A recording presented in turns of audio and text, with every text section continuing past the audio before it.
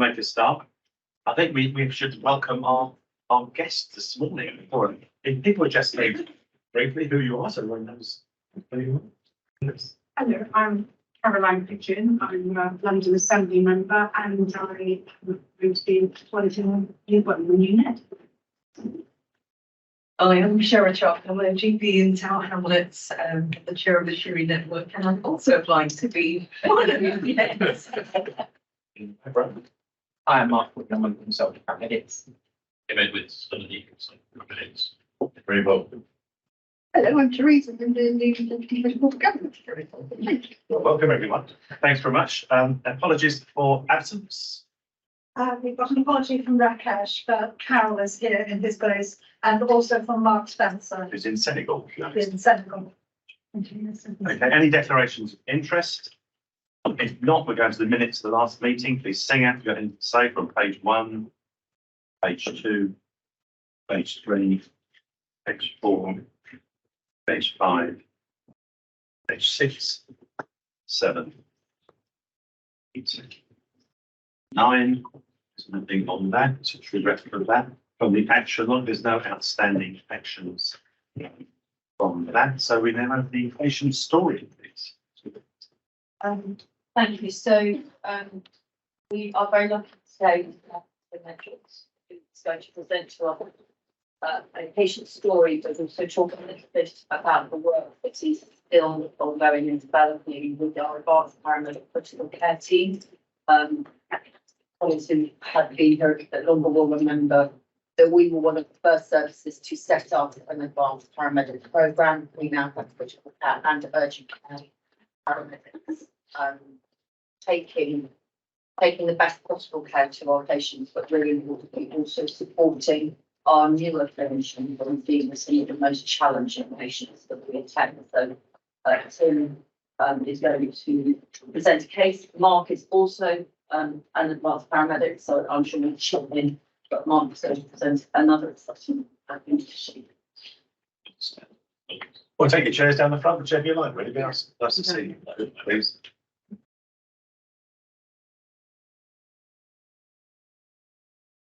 So good morning, thank you for the opportunity to present to you today. And I suppose the thing that I'd highlight before we start what's a very short presentation is that the picture we have here, which is just about 3 escalators down, I think on the Jubilee line, is the scenario that London Ambulance Service clinicians find themselves in not infrequently. So they have to be highly adaptable. This is just a patient who suffered a cardiac arrest on a tube train and was successfully resuscitated because it's not possible to extricate someone immediately up 3 escalators and up to the surface while the station is cleared and everything. One of the things we sometimes hear about London is, well, we don't need all these advanced skills because you're always close to a hospital. But although you might be able to see, for example, the Royal London Hospital from the top of a tower block in Tower Hamlets, actually getting the patient there from the top of that tower block is a very different scenario. So, in my best Chris Whitty voice, next slide, please, Mark. So background to advanced paramedics. So we've had advanced paramedics in the LAS for coming up for a decade now. So next year will be the 10th anniversary of critical care advanced paramedics. So introduced in 2014, we had a cohort of around a dozen. The Evening Standard dubbed them, unfortunately, super paramedics, which goes against everything we're trying to achieve, which is to be perhaps clinically and operationally elite, but certainly not elitist, and that's the difference. And 2 years later, we piloted the APP in the advanced paramedic practitioner in urgent care. So that's now become business as usual as well. So we have these 2 specialisms operating alongside each other. We think in the future there'll be a case for other paramedic specialisms potentially as well. We'd see that globally, for example, in infant transfer teams where paramedics specialise in neonatal care, for example, increasing interest in mental health alongside our nursing colleagues. So potential for future expansion. And the focus of critical care APPs is to attend on very seriously ill and injured patients to provide some additional clinical interventions, but probably more importantly, their knowledge and experience dealing with those patients, their senior leadership in the context of an increasingly inexperienced workforce. And actually, for our recruits from Australia, it's quite normal to have a tier of what they would refer to as intensive care paramedics to attend calls with them alongside them as part of the standard paramedic response to a certain number of calls. And then for urgent care, the focus is to see and treat to reduce unnecessary hospital admission, again, using expanded scope of practice and additional diagnostics like point of care blood testing, for example. So these are our most experienced paramedics. So they need to be graduate paramedics. They need to have a minimum of 5 years of experience. They all go through a 2 to 3 year master's degree in advanced practice. And that's in keeping with the standard NHS definitions for advanced practitioners. So those of you that might be familiar with advanced clinical practitioners or advanced critical care practitioners in the hospital setting, this is the same thing, but with wheels on. And we also are the first ambulance service nationally to introduce prescribing for currently our urgent care advanced paramedics in the 999 environment. So we are monitoring that, but the initial pilot for that was successful and we continue to train more prescribers. Thanks, Mark. So the case that we'll tell you about this morning is a case of a 42-year-old female who was on a long-haul flight. And she came to one of the airports in London and she stood up to leave the aircraft and she immediately felt dizzy and short of breath.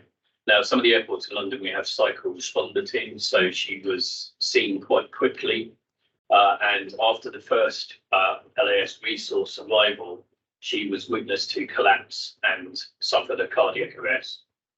One of the most important parts of our advanced practice is having advanced paramedic practitioners based in the control room, as you can see on the left here, screening calls, so that we maximise their contribution. We identify for both specialisms the range of calls that match their skills, where they're likely to have the biggest impact.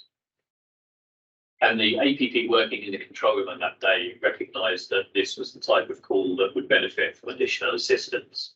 So they dispatched the nearest advanced paramedic practitioner, and the staff at the scene thought that this was potentially consistent with a pulmonary embolism, so blood clot in the lungs, obstructing breathing, obstructing oxygenation, putting pressure on the heart and resulting in the cardiac arrest. Thanks. So the paramedics at the scene initiated resuscitation using what we call the pit crew concept, so creating enough space around the patient with everybody with an assigned role. In this case, it was in an airport lounge area, so they were able to create enough space and they were protected from the elements. And standard advanced life support resuscitation, which all our paramedics do, was started. So that includes managing the airway, giving medications through a drip, but they were not able to restore pulse at that stage.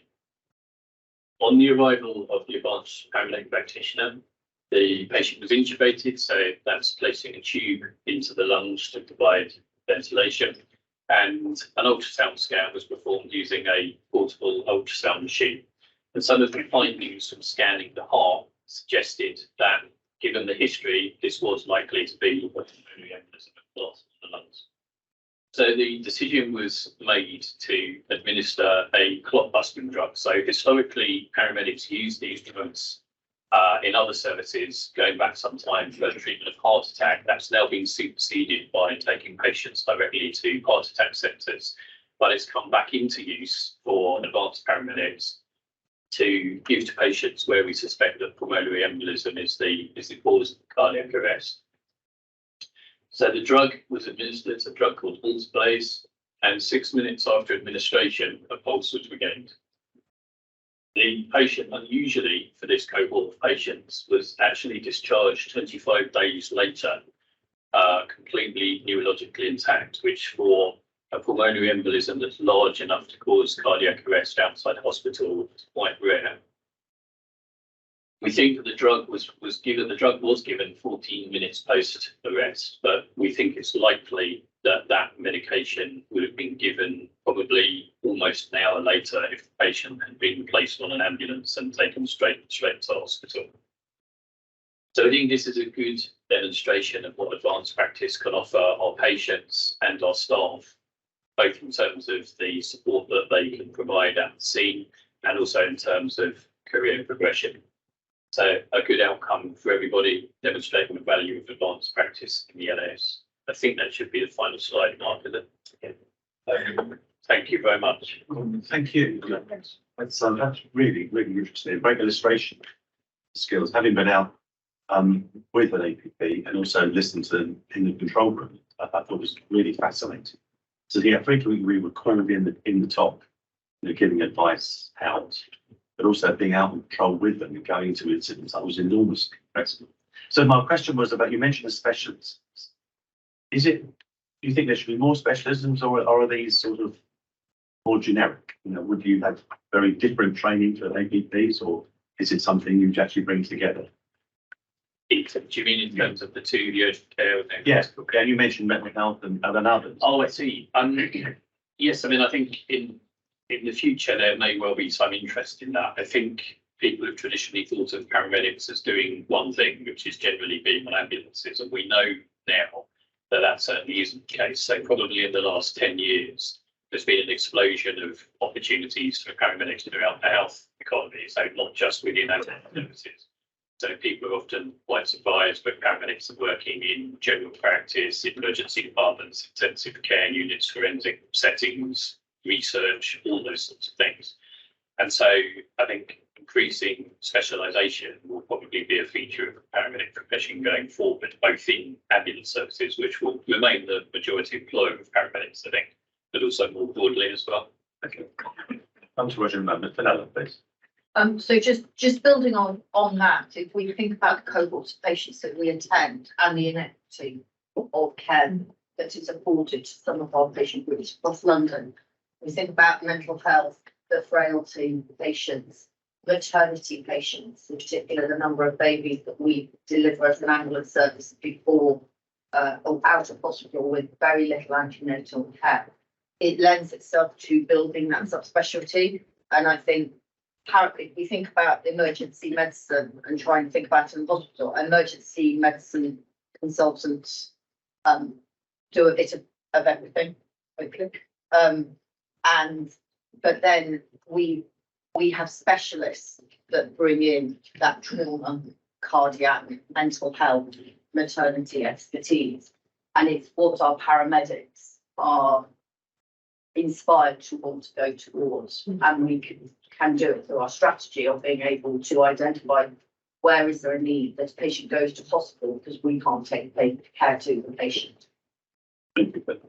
Roger, please. Hi, thank you. I was out on a shift with one of Tim and Mark's colleagues recently, and I just wanted to pay tribute to the work that they do. A magnificent skill, and in particular to highlight the compassion in the situation of a cardiac arrest where we were, where the patient sadly died. The compassion that they were showing for looking after the family around that patient and helping them to deal with that moment as best as possible, and also the reassurance that having an advanced clinician on scene was to the crew who were dealing with that situation, and giving them reassurance that they had done everything they possibly could. I thought it was magnificent. Well done, thank you. Karen, please. Yeah, so Tim, I thought it was terrible. Thank you. Only as far as I think you totally downplayed the complexity of that case, and I think the matter of factness relates to how routine this becomes for APPs compared to most paramedics, but it's extraordinarily difficult to differentiate a pulmonary embolism from a cardiac arrest, and requires a huge amount of both clinical skill and diagnostic skill. Okay, there was a clue that it was on an aeroplane, but that's about all you had, and it could easily have been a cardiac arrest, and it could easily be, so I think it's it is extraordinarily complex, and to do it in the field, in the middle of an airport land is even harder. And I think just for the purpose of public board, it's important to say that I think the APPs are the pinnacle of their profession. At times they've been put at risk saying, why do we need APPs? And it's clear that we absolutely do need APPs, not just for what they do, but also for what they represent to the paramedic profession. And then the other thing I would say, a bit biased, but I think the LAS APPs are far and away the most advanced set of APPs in the world. And they should take a leadership position globally in what they do, as they are recognised in many quarters. I'll shut up now. Well, it's quite good, actually. Hi, Tim. Just wanted to hear your views on how important this role is for retention of our permanent workers. So I think, both APP specialisms that we have currently are really important for retention. So if you were managing an ambulance service 15 to 20 years ago, you wouldn't have had to worry about this so much, because before we had registration, so registration started in 2000, before we had registration and then subsequently degree education for paramedics, the opportunities for paramedics were very, very limited. And really, unless you worked for a private service or occasionally taught resuscitation in a hospital, that was the limit of your clinical career progression. And then if you fast forward 20, 25 years, that situation has changed massively. And we have to be an employer of choice, not only in terms of other ambulance services, but also in terms of the wider NHS, because paramedics in certain roles, they're not a replacement for doctors, nurses, physiotherapists, etc., but they do have a unique skill set that people have recognised. We're not the monopoly employer of paramedics anymore. And there are good, interesting jobs that they can go and do that are clinically focused in other areas. And I think the other thing that ties in that is rotational working that we're obviously expanding into, or not just with our urgent care APPs, but also with our first contact practitioner specialist paramedics in primary care, and the rotation through GP practice. So they're doing 50-50, bringing those skills back into the ambulance service, but also not suffering from the fatigue and burnout that we can see with long-term permanent frontline work. So, obviously I would say this, but I think it's a win-win for the organisation, the patients and the profession. Thank you. I just wanted to build on what Fenella was saying. So what proportion of patients that would benefit from this response receive it? It's difficult to quantify, because what we're not trying to do is take over. We're not trying to impose on paramedics who are already highly trained to do this kind of work. But we're probably, that's sort of off the top of my head, we're probably talking about maybe 5% of the LAS's total, and it may actually be less than that. So we carry out resuscitation roughly 10 patients a day in London, across the whole of London. So this is not just a response to cardiac arrest. It has many other things to respond to as well. But we wouldn't necessarily aim to attend all of those, because not all of those require the skills of an advanced paramedic. So we have our clinical team managers who are trained in cardiac arrest leadership and have access to some additional treatments as well. So it's essentially part of a jigsaw of responses across London. But for critical care, we're talking, maybe 5%. For urgent care, we're probably talking more sort of 30-40% potentially. So that's the side of the specialism that we're really going to see the largest increase in over the next few years. I know the Commissioner supported that increase. So the two bits I was going to add on. We had a paper at EXCO last week about the pay for advanced practice. So probably the ambulance sector is paying less for the same skill set than the rest of the NHS. So we agreed last week, to do a review of our job descriptions relative to others, but also to formalise creating a tier of supervisors at advanced practice, so that we had some people at 8 level, because these roles are about 7.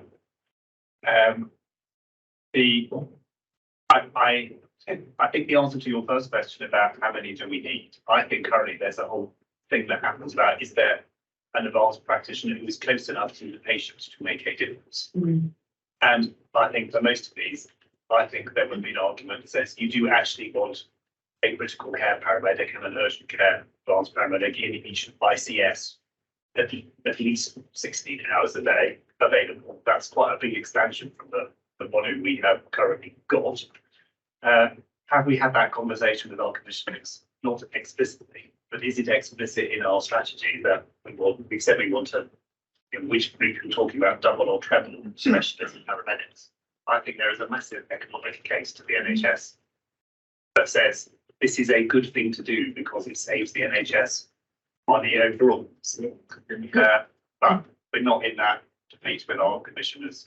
I mean, if it helps, the NICE acute medical emergencies guideline that was published a few years back did the economic analysis and meta-analysis, certainly of advanced paramedics in urgent care, and came with the recommendation that ambulance services should employ them as part of the workforce. Well, I'm just going to thank you for your story and sort of emphasise the importance of this role and actually the complexity of health conditions that you're dealing with at the front line. I mean, you're right at the front door. I guess building on Damien's question, are we thinking through the importance of career development pathways? You're nodding, okay. And actually, another's answer, which is there are many different routes into specialisms. So, you know, for the NHS as a kind of route through into other careers, are we making the case appropriately across our kind of stakeholder network? Joe, I don't mind starting. So it's a key part of our people strategy. It's an area we can certainly improve on, but the conversations are certainly ongoing. Yes, so I think what it is doing it in collaboration. We absolutely have to be working as part of the system. A unique advanced paramedic critical care and urgent care, and be very happy to bring an urgent care case in the future board. But that's a very unique role. The first contact practitioners, the aspiration around mental health advanced practice is very much working as a collaboration together to be able to do it and offer the springboard of right care, right person. I'll touch on in my report of how do we provide a holistic care to all of our patients rather than we can't take that specialist care, then will they end up in an emergency department, which all of us face. So the conversations have begun, but on the back of other projects that have expedited. I think the more we can do to provide rotational opportunities, the better things be. So lots of paramedics don't actually want to leave BLNs, but they feel that they have to in order to progress. So I had a conversation on Friday evening with a paramedic who used to work for us, who's an advanced clinical practitioner in an ED. He's got quite a lot of variety. He works in an SDEC as well, but he still said to me, I still miss the LAS. And there's lots of people that don't want to leave what people have called the green machine, but they feel there's no alternative for them. The more rotational work we do, it's better to keep one of our most highly experienced qualified paramedics 50% of the time than none of the time, I think. Yes. Thanks for the story, Tim. I obviously agree with all of that. I think as a board, the bit we need to consider is what is the shape of our workforce. And what I mean by that is how many do you have at each level? So currently LAS has 2 consultant paramedics there in the room. It's just employed 2 more. Underneath that, there's a couple of hundred, if that, advanced paramedics, and you can bring in FCPs, but not many. And then we've got 3,000 in the next tiers down. That's unusual for a profession. If you compare just to say medicine, the shape would be so if you want to be a consultant paramedic, if you want to be the chief paramedic, your odds are very tiny.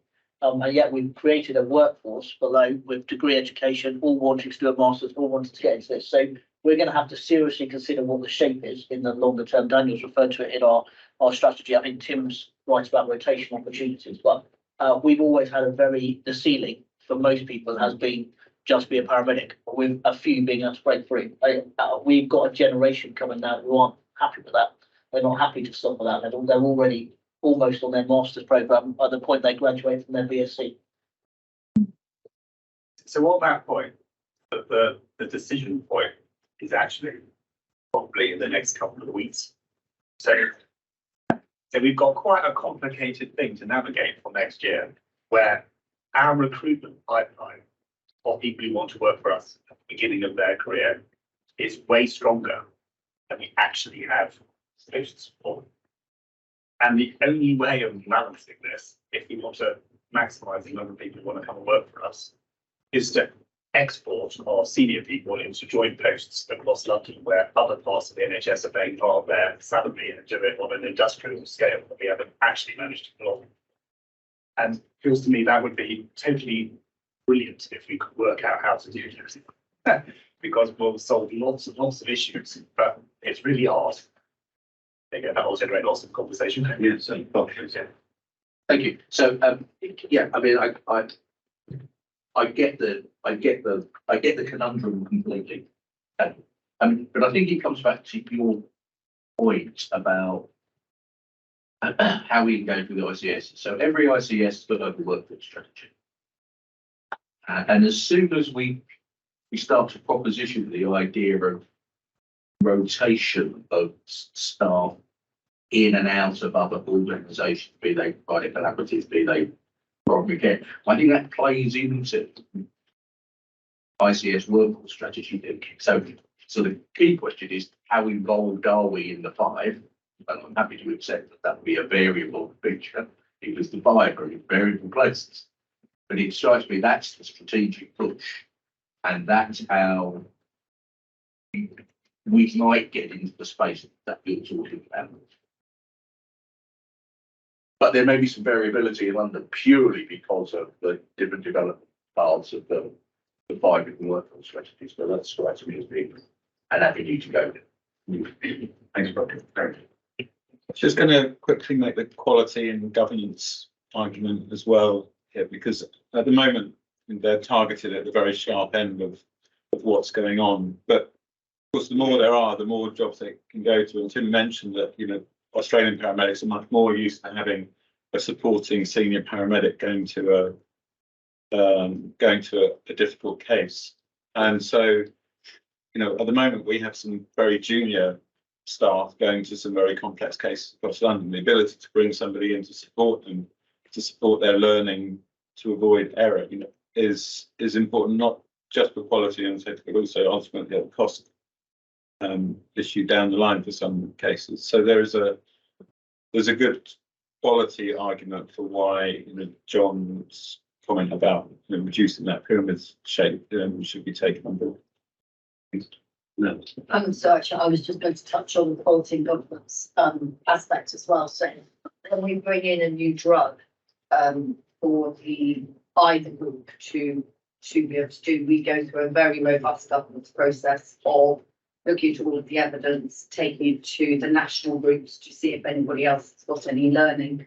Actually, with Ultiplace for spondylosis of a PE, I think it would be fair to say everyone was just went, okay, but actually now everybody is doing the same. But we also then we review every single case that has that drug's been administered to in a very transparent and open way. Was the indication right? When complications that we didn't expect until we get to a point, and the advanced paramedics have direct access to a consultant to discuss concerns. So it's, and we will talk that through the problem factor to be able to do that. So there is an infrastructure as we develop this that needs to support it to make sure that we're still providing the safe and not doing things that make our advanced clinicians feel anxious. I mean, it might be useful to say it's often a test bed as well for new interventions and techniques. So a good example might be the use of midazolam by paramedics. So midazolam has been in use by the critical care advanced paramedics since their inception. But what we've now done is bring that into general paramedic practice, using that learning as probably a better drug and with better routes of administration for management of seizures by general paramedics. The other thing is research as well. So certainly the critical care paramedics been involved in multiple research trials, which require them to coordinate the care on scene. So at the moment, with the rapid movable trial that's running, which is around prognostication, as well as everything else they do, they need to take a sample of blood and put it into a blood gas analyzer. So you could say, well, let's have every paramedic do that. But the reality is it's quite complex integrating that into what's already a stressful scene. But having that group allows us to drive forward research in a way that we weren't able to in the clinical environment previously. Thanks very much. So what's the next steps as far as our workforce plans? Well, I think Bob's point about us making sure we're part of the ICS workforce strategies is a very good one. But I'm not entirely sure that our sites are doing. Absolutely. Yeah, if enough money, so there's definitely some relatives of purpose.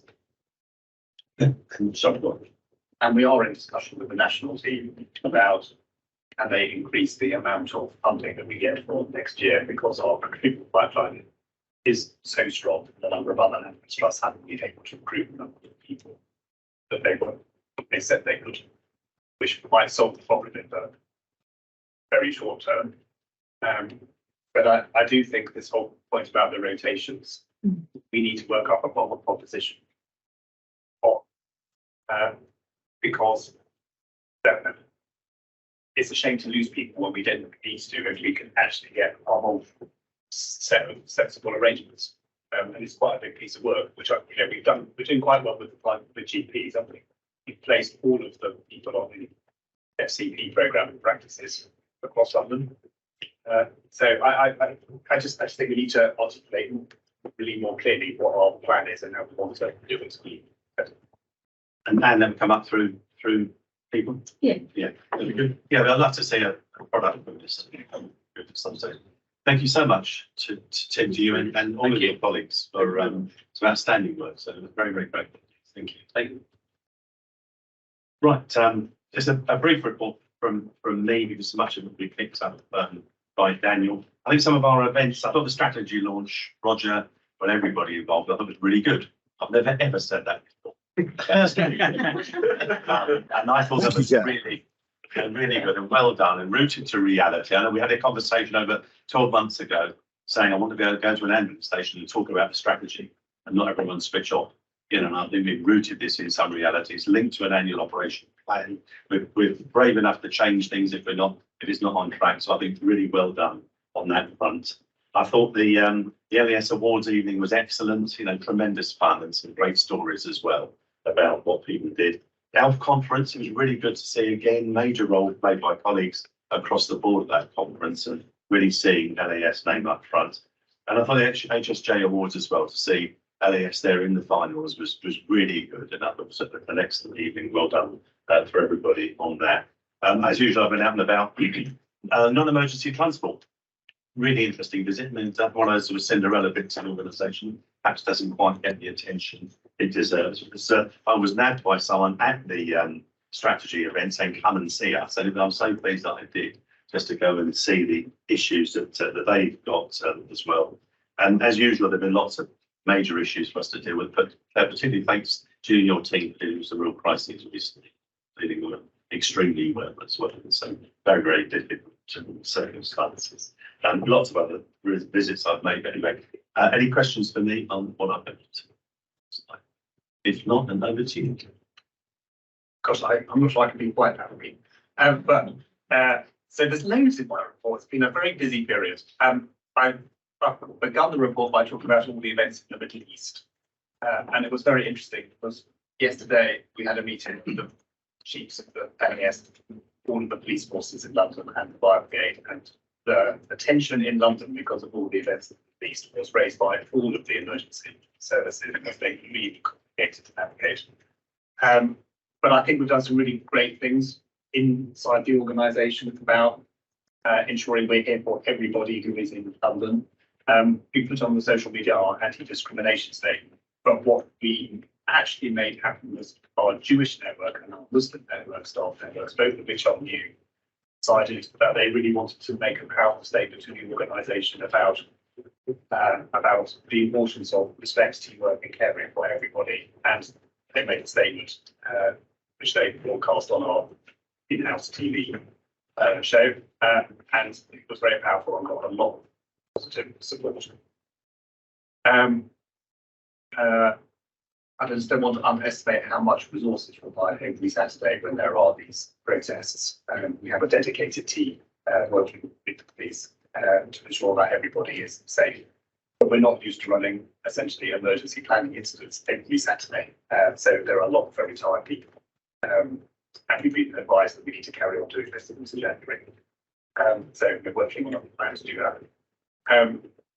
Second part of my report is about demand and winter, and Jonathan and Ellen will talk about that in their reports. But I do want to pick up on we have more staff than we ever have had, and we definitely have an issue with not having enough ambulances for the number of staff that we have currently, which the media picked up on last week. We are getting close to having enough ambulances, but the supply chain is taking a long time to deliver what we need.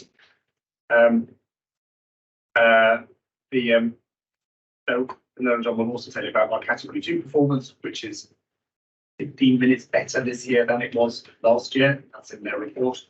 And we're really excited about our clinical feedback, and I think that's what Mark Faulkner is going to show you. We started the North Central London 111 service in partnership with the LCW in November. And that so far has got off to a good start.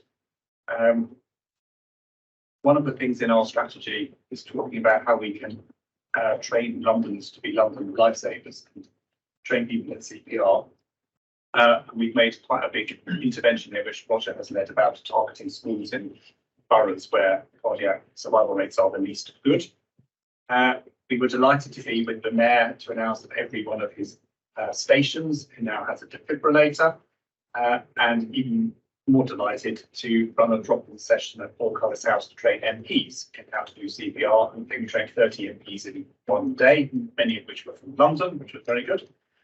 Although I do know the Speaker of the House of Commons is not a London MP, but very good to train someone from Lancashire.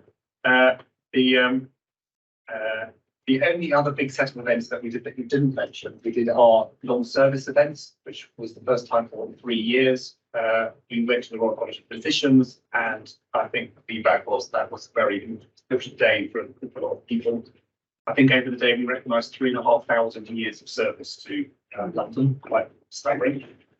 And then Nigel Flanagan, who's one of our paramedics, went to pick up his King's Ambulance Medal, the first King's Ambulance Medal awarded, for his charity that he runs every Christmas to give presents to children in distress, and he's doing it again this year. I was delighted to be at City Hall with the mayor to do remembrance service. It's a very moving service that the mayor puts on every year, and we did he did one at HQ 2. And Fenella went to see off the magical taxi tour, where 100 terminally ill children get taken to Disneyland by the worshipful company of Hackney carriage drivers, and we provide the medical support to that. So that's a great thing. And then we celebrated an amazing 6-year-old called Carly May, who identified that her mum was having a life-threatening asthma attack, phone 999, and we put the family's permission with cool script on social media, showing how amazing Carly May was, and actually the call handler who took the call and the mum's nice. That's very good. Again. Thank you. Questions for Daniel? Please. No. Yes, please, Mark. Well, there's lots to celebrate there in your report, Dan. So well done. Firstly, I'd like to say that. I guess my question would be, if you think about just 2 of them, I think the London Life Savings Programme is great. And alongside that, the quality improvement work. At what point would can we measure the benefits of that and actually see the throughput, if you will? So the The big indicator needs to be return of spontaneous circulation for someone who's had a heart attack. Ideally, is better CPR is being administered by a bystander. And we are making very slow incremental progress in that. It's going to take years to get to the point where you have enough people trained in how to do CPR to, I think, see it in the stats. But pretty much every life saved by a bystander who has had CPR is an amazing CPR training. Is an amazing thing to have achieved. So I think we're, unless Fenella corrects me, I think we're at the stage where it's still individual patient stories as opposed to statistically great starting point. So absolutely right. On page 8 of my report, for all patients in cardiac arrest are returning spontaneous circulation, so getting the heart beating again is 28%. For where we've managed to get a London lifesaver there, because of the speed and being able to give the shock, it goes up to 50% or higher. And that will be in my report actually. And yes, that. If not, and I'm sorry, Bob. Sorry, Jim. I mean, far be it from at this stage in the all raise the ugly word of money.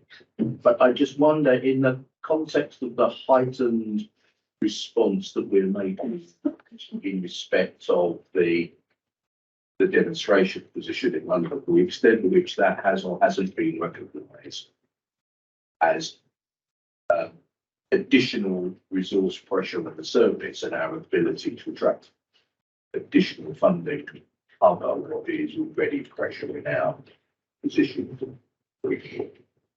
So that was a topic of conversation between all the three chiefs yesterday, where none of us have secured extra funding to help with the cost of this. But we clearly need to do a piece of work about what is the cost base of the London Ambulance Service. And that makes us a difference to the other ambulance trusts. And I think Rakesh and Carol have come up with a scope of work that we would like someone to come and help us with, where one of the key questions is what is the cost of running an emergency service in London? Because it's really clear to us that we are experiencing a huge cost of being redundant. We want to debate with our commissioners that we are different because of the capital city. It feels like a really important thing to get to the top. And I think that would be quite a thorough piece of work to do properly and to go through the spec and the performance and the resources to get to that position to understand the additional work that is undertaken in LAS for the London setting. Anything else? If not, thanks so much. We now go on to the quality clinical care reports, and the first one, performance reports. Can you present it, please? So we're going to do it together. I will start sort of spreadsheet about how the calls come in. So this covers our performance for September and October. Our call answering performance has improved significantly compared to where it was this time last year. In September, we had delivery of a call answering mean of 15 seconds, and in October of 8 seconds. That's against the national requirement at the moment of 10 seconds. But I think colleagues will agree that last year we were very dependent on being able to share some of our call handling with other services due to the capacity that we had. Our improvement has been driven through an EOC transformation program, which fully embeds all of the changes that we wanted to make to get this improvement, and works very closely with our colleagues who work in the 9 emergency operations centre, so that their input and then their ideas are being heard, because that's where the answers are coming from. Absolutely key to us have been the increase in the number of call handlers that we now have, and I know on behalf of the EOC senior management team, huge thanks to the recruitment team, because our ability to bring in those colleagues very quickly has been phenomenal over the summer. What's also very exciting is that those are often people who don't know where they want to go with a career, but coming into the ambulance service, we are getting a representative group of Londoners. So, and being able to identify, go back to the original conversation, career pathways that will help them to be able to find whether they like to stay with a career in the OC, go into emergency preparedness, go into technology, or go into frontline and train up to be a clinician.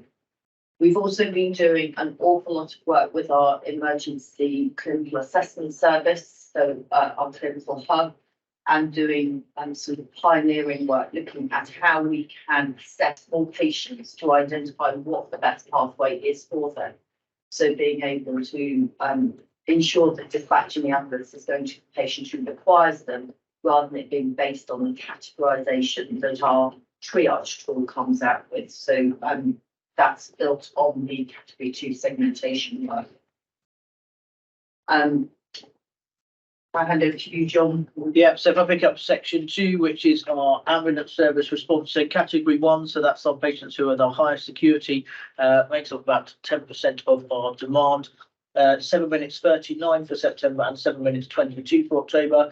The national average was 8 minutes 31 seconds and 8 minutes and 40. So we are still off the 7 minutes, which is the national target, but well within the 7 to 8 minutes we set within our strategy. And between us and another ambulance service, we are always fastest in the country for category 1 performance. And it'll be the group of patients that Tim was talking about earlier, where we also send additional resources to. So important that we are still performing well for that. Category 2 then. Moving on, it was 39 minutes and 43 seconds in September and 37 minutes and 59 in October. I want to draw attention to October, accepting that it's 1 month and 1 data point, but generally ambulance services perform comparatively to each other in the same order. For the first time since I've been here, we've managed to change the order. We've improved. So we've gone from 8th to 6th in the country. The average for October was 41 minutes and 40 seconds, so we were faster than the average.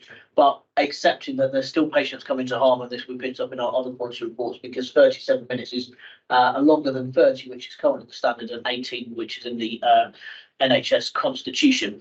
What we have done, however, is put together figure 2, so you find that on page 33 on Convene, an analysis of how we've got from 53 minutes as the average between April and October 2022 to being down to 38 minutes now in April to October 2023, so comparative time period. And you can see in the waterfall diagram, acuity's got higher. We've analysed that by looking at the split of category 1 and category 2 patients to our overall volume. So patients are sicker within the community that we're serving. We've then improved on efficiencies. This is how much time we spend on scene. W45 refers to our hospital handover process, so withdraw at 45 minutes, so we have a maximum backstop of 45 minutes waiting to hand over a hospital. Has taken 7 minutes off our response time. Our biggest gain has been the increased staffing, which Daniel referred to earlier, so minus 13 minutes on our category 2 performance by just having more staff available, so our highest headcount we've had in recent years. And then our out of service has got worse. That's primarily because with more staff, we need more ambulances, and Daniel already outlined the delay to some of those ambulances arriving. So then that makes our position 2 minutes worse. And it's that waterfall that you see on page 33 of Convene that takes us to 38 minutes. And it gives us the into how we continue to improve over this coming year in terms of both our efficiency gains and our staffing models. But recognising that patients are higher acuity than they were a year ago, we are serving. I'll hand back to Fenella to do possible handover space. So on, you can see the chart of figure 3, page 48 on the of the hospital handover at the time over 30 minutes. As you're aware, we have implemented across the whole of London now RW45, which is at 45 minutes. That's the absolute maximum that any crew should be waiting or they leave the patient having given a verbal handover and make themselves available to be able to go to the next patient. We've reported then the table against 30 minutes, but I would just remind everybody that the national standard is 15. And as our patients are becoming sicker as we get into winter, actually our focus on this and on collaborative working with the hospitals that are under greater pressure has stepped up to be able to support them to come up with the processes to be robust during the busier months that we're going forward. We've done a lot of work with central London, putting in some different changes that will help them to be able to deliver.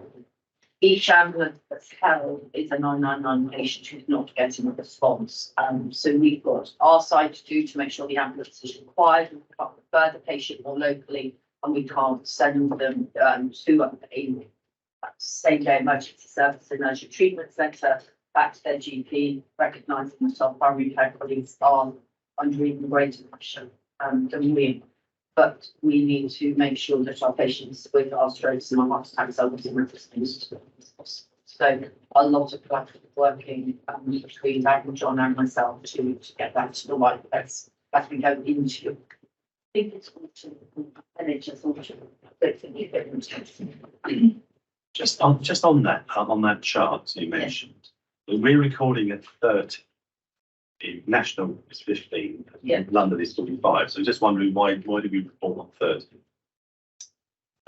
That's the national reporting authority as part of the recovery programme on the UEC to report against 30 to be able to, like 30 minutes for category 2 will be moving back down to 18, 30 minutes for ambulance will be moving back down to 15, I would expect. Right. Okay, and obviously we have a winter plan to discuss in Brighton. Yeah, Karen. Two things, or two questions actually. Of the chart, do you know what the Pan London percent of handover delays? What's this in aggregate in terms of percent of patients waiting more than 30 minutes?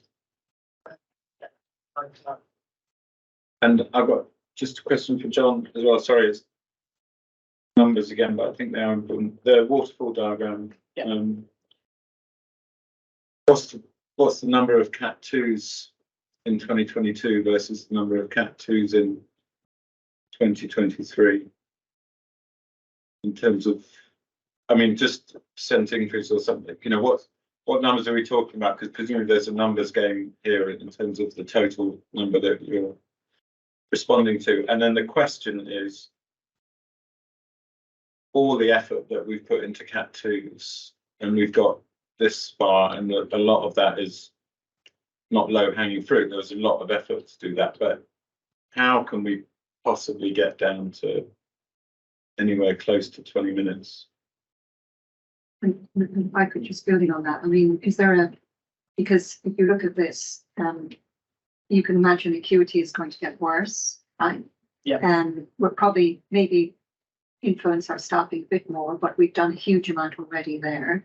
You can imagine that the W45 is going to get worse. So kind of, could we get a prediction of where we think we'll be in 3 months' time? What are the things that are within our control that we can absolutely influence? And then what are the things that are outside of our direct control that we need to sort of continue to monitor and push for improvements? Can I add? Yeah, Sorry, I think figure 2 prompted another discussion, which is really helpful. there's a lot of discourse on politicians in particular about productivity of the NHS. And, in the acute sector, this is a real live discussion. So how do we use this information and do the comparatives year on year to talk about productivity in the round and explain that acuity is increasing? And what are the other factors driving our narrative around productivity? Just one last thing, depending on that. In that, you pick up that point, the London shares. My question is being diluted. They've got it, Karen, Elizabeth. Pick it up on Rommel.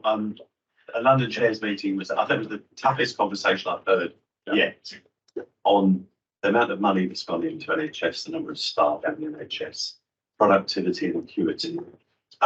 It was really interesting. I mean, you've all heard this before, but I thought the most powerful I'd heard and the most challenging conversation back to the NHS about what's gone in, what's coming out, and that big question about what's happened in all of this. And I thought the reception was more interesting. There was less sort of the data's wrong, not doing it right. There was a bit more of we've got an issue here.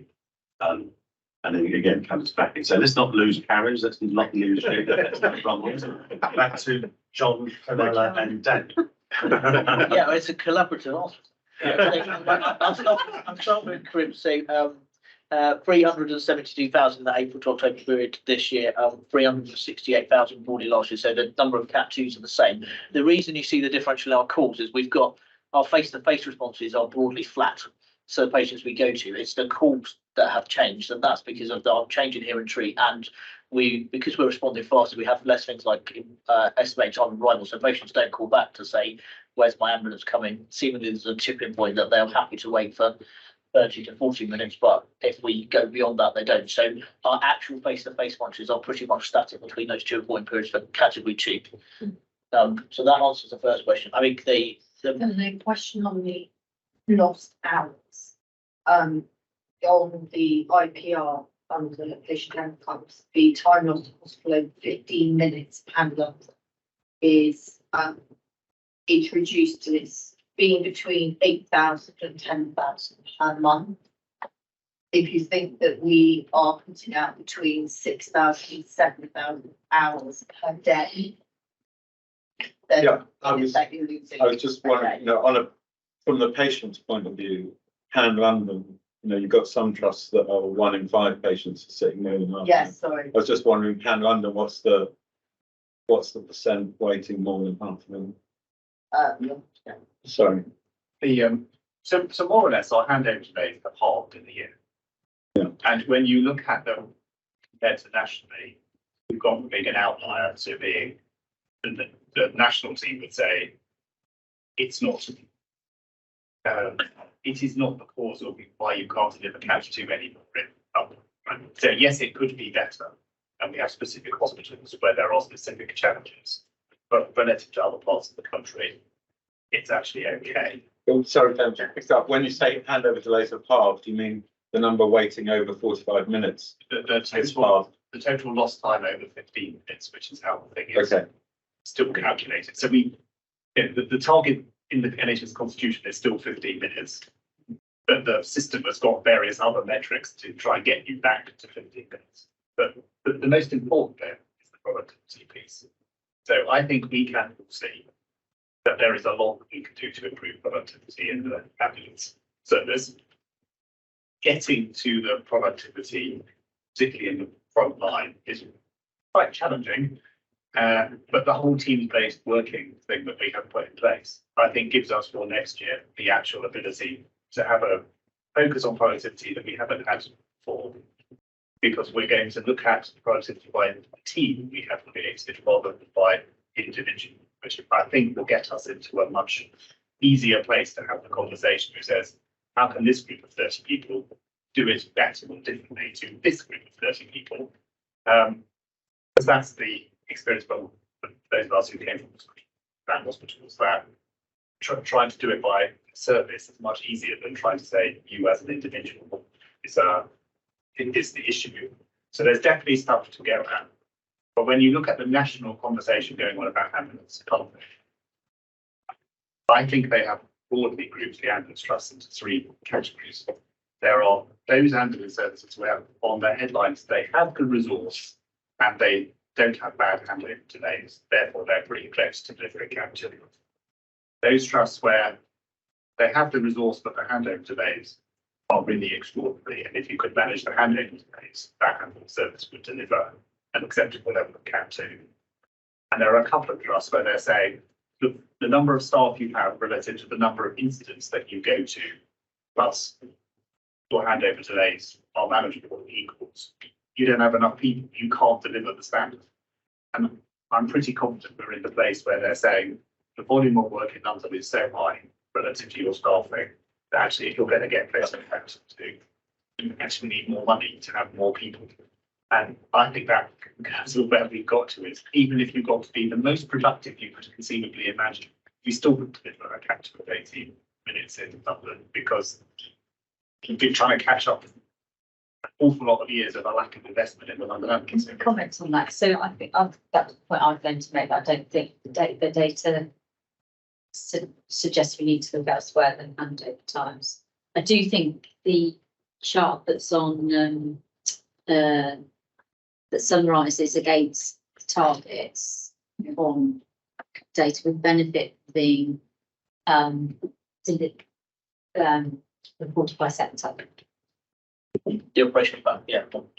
I don't sure to what degree ICS see that, because if I was in North West London, it looks pretty good in terms of handover delays, from what I can see. But if I'm in North West London, North East London looks pretty immovable. So we have drawn that chart, Right. but we can't do it. The statistical methodology meant we had to keep the population of London as a whole, Right. but we can show in the waterfall by ICS what the contribution I is. think it's important So to we see can- that. So we But can more say that. broadly, I mean, because partly the strategy is to extend job cycle time for some patients, isn't it? And so I'm sort of wondering whether pursuing a target of 15-18 is the right thing in aggregate. I know that's the national standard, but is there a way of saying, if we could break it down to patient segments of types and then say, what would be the optimum pathway for that group? What would be the suggested job cycle time for that? And then from there, you could then say, well, then let's aggregate that up to say, what would that produce in average response time? Does that make sense? Like, I have no idea what that would mean, but it's almost like we need to build it up because we're taking these numbers, which actually don't actually mean anything in terms of response times. Yeah, so there's a national oversight to look at exactly that. It's about to identify what's best for the patient, what is time critical. It's very few patients actually are time critical. And that additional 5-10 minutes to be able to ensure we can do the right thing for the patient. In a vast majority of cases, it's a national review coming out of Cat 2 Just sounds like it's going to be really slow from my being. I don't think it will be really. If you take the heart attack and the stroke patients, where we're pretty certain you're going to convey the patient to hospital, I think we are working on what is the right time you should then be the patient on scene, given that. Yeah, we've watched that and recorded. So yeah. But I think on this, I mean, given that we know that the push on productivity is going to be huge going forwards, I think that there is something around how well do we understand and how well can we articulate what's actually happening beneath those surface metrics, right? Because I think we've already heard today, like, we think acuity is changing around some of our patients.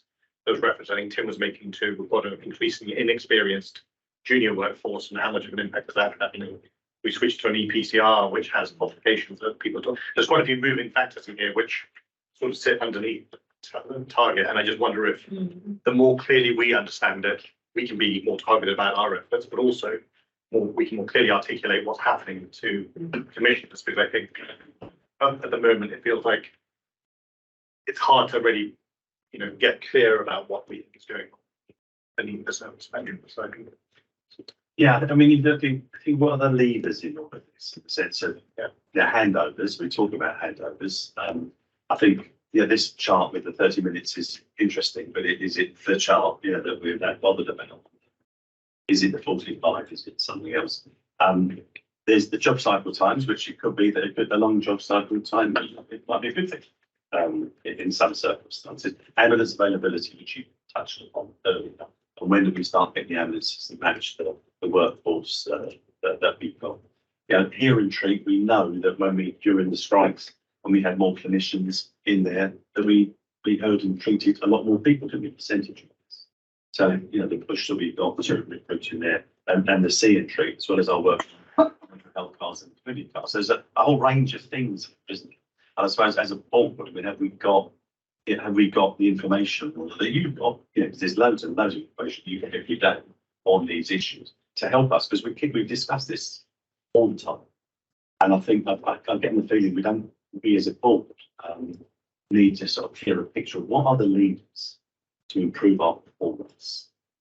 Will improve handover times actually make a difference? We know we get a pushback and challenges from our acute colleagues who are under enormous pressures. And there's risk that sits in every bit of this system, including the people we haven't got round to. So, I mean, I don't know what other NED colleagues think. I just think, I feel we need more in this arena. This is pretty vital to what we do. And we know from the Secretary of State through to NHS England, London, this is what is important. And certainly I think the public talk. So how do we proceed on this? Because you've got loads of data, which I know you look at every day. There's work going on nationally. How do we pull this together into packages that we understand every time we meet, both in committee and at the board? So it feels to me like the operating plan for next year. It's an important document that we will get on heads collectively around about what we're actually going to say about resourcing and productivity, what the input is. The waterfall chart, which is prompted in this conversation, actually prompted a massive conversation across London as well. So, and we produced it because there was a rumour going around. So hospitals making a big impact on producing handovers made no impact on CAP 2. And what we have shown is it does make an impact on CAP 2, but it's not the only variable. I mean, there is a big variable about having enough people. And we're closer to enough people, but not close enough. And then we need to get into how to, when you have enough people and you have enough resources for people to be operationally using them, as you get into making the biggest product. It's pretty hard to get people to be productive when they concede that there aren't enough of them and they don't have the kids to do the job. But the next financial year, I think we're in the place where we should be having people sufficient and resources, and we're gearing up to having a big focus then on how to use your time really well. And there's a huge number of different things we need to do in that space. So it feels to me like that requires us to write a plan, and we need a whole session of development thing with you guys to go through, because it's really complicated. Yeah, and I do appreciate that. I think you're absolutely right. But I think we're all members of different boards and different places. And we're all being asked for our version of events. People read things in various publications, which gets repeated and repeated. So I think there's something about, and we as non-execs have got a narrative which is agreed, is trustworthy based on good data. We can use in other arenas as well, because this is going to be, I think everything is challenging, but this seems exceptionally so. And I think we will be challenged in our other organisations. What we as an incident, and we're totally with you. We're totally on side with this. We just want to understand the issues of the But a 15 minutes improvement in CAP 2 performance this year compared to last is pretty impressive. Now, that's not to be knocked. That is much better care this year than last year on aggregate. Even I think that's on the crib sheets we need to take notice of. We're challenged in carrying it.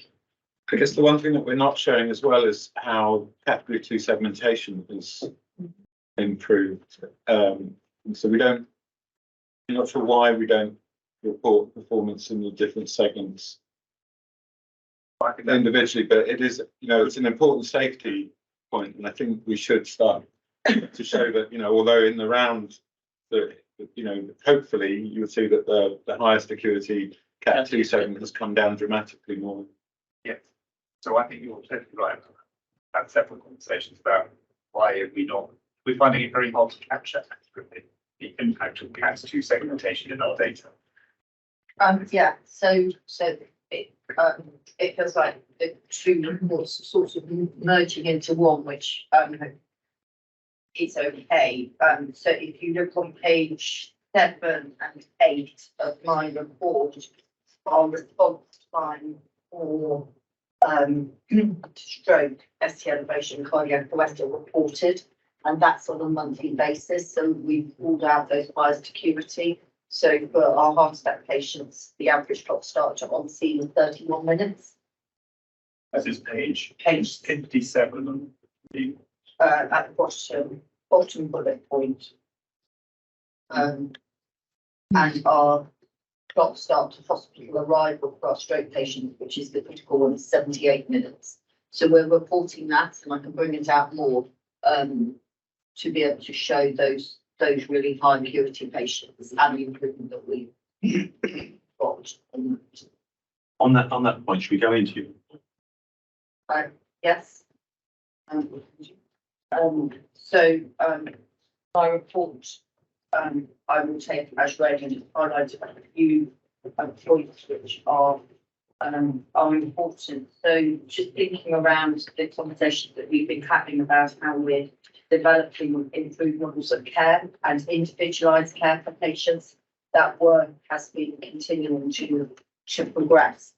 So we've moved now to the second stage of CAP2 segmentation within LAS, which is our future dispatch model, which sees a clinician sitting alongside our very experienced and skilled dispatchers, but to be able to provide that advice around what might be the best clinical pathway for that patient and how to prioritise when we're under extreme pressure, the patients that really need the ambulance, and to look at alternatives. Equally important is supporting the wider health and social care system calls that come in to ensure that we're providing the right response to those patients who have access to their care through their GP, through community team, or through gone to one hospital and been moved to another hospital.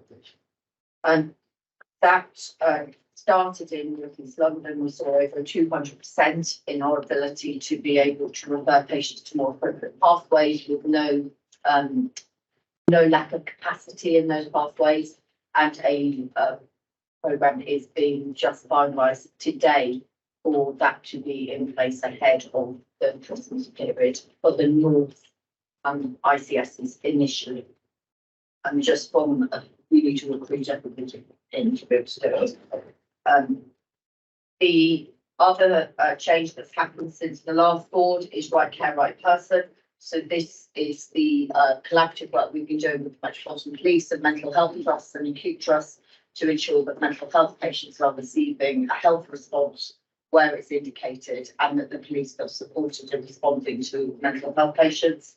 It started on the 1st of November with 4 areas that we've been looking at, which are documented there. Really importantly, is the collaborative work that's gone on and the really good learning that's gone on across each other's organisations. So we had clinicians working in the Metropolitan Police Control Centre for the first 2.5 weeks and were able to support the non-clinical call handlers there. We also set up a hub ourselves as a sub-hub of the emergency clinical assessment service, which was a combination of 111 health advisors, 999 emergency call handlers and clinicians to be able to assess these patients really quickly. The learning has been really important, and the patients have been receiving the right response, and in particular patients who have left healthcare facilities, either mental health or acute trusts. We've been able to risk assess and to work out who is the best person to respond to those patients who may not have gone home, and local authorities and mental health trusts have been very engaged in working out how we provide that care. So there's a lot of learning come out of that, and through Carly, our consultant nurse for mental health, a huge amount of opportunity for us to be continuing to provide a more access to mental health patients. Our urgent community response car is continuing to provide a response. We've now got all 8 response teams up and operational. We're going to expand that by a couple over the next few weeks, and over 7,000 patients have been responded to with a conveyance rate of 40%. If the patient has fallen, that collaborative working has enabled us to be able to manage the patient better in the community. To support that, we have got clinicians in the control room looking for the opportunity both before dispatch and when things are seen to be able to make those referrals. So we are pushing more calls out to the urgent community response teams, which is really important. In the maternity area, I would just want to highlight that Camilla, who has been to the board before, presented some of our maternity work as our lead midwife, has been invited to be part of the national programme looking at the outcomes for maternity patients, and it's the first time somebody with pre-hospital or out of hospital experience with not a community midwife has been involved in that. So we'll be able to then look at the whole journey for a patient who requires emergency access. I think it was in Daniel's report as well, but absolute recognition to our chief pharmacist, Mitra, who was awarded the National Prize for Innovation and Change Champion at the Ambulance Leadership Forum. Many of you know Mitra came into the organisation when LAS went into special measures. Many of the issues at the time were about medicines management, and she has pioneered a complete change in the way we manage medicines and the ability to now be very much an exemplar across the ambulance services. So she was unfortunately unable to attend the day that we presented her with her award of the day. And then I just want to go on to our cardiac arrest, stroke and ST elevation MI, so heart attack data. So it is there. It is very much in focus as part of CAT2 segmentation to be able to get an ambulance response to these patients as quickly as possible. And at the recent Quality Assurance Committee, we reviewed the annual reports for 2022-23, and in Mark's paper, he acknowledged the ratification of those reports, and subsequently they will go on to the Trust website in order to be available for people to see, as well as into our internal. We've done a lot of work on health inequalities, working between Roger's team and my team, and we have just appointed our first consultant paramedic as a clinical lead in health inequalities. And then the final thing which I would like to just talk about is our clinical digital innovation. And we have Mark here, who is going to very briefly show us an amazing app which has been designed, which links our data to our patient data to the outcome data, and is the first time that our clinicians out on the road are going to understand what happened to their patient. And so for the first time, we are able to reinforce their decision making and give them the confidence they're doing the right thing. So we have two.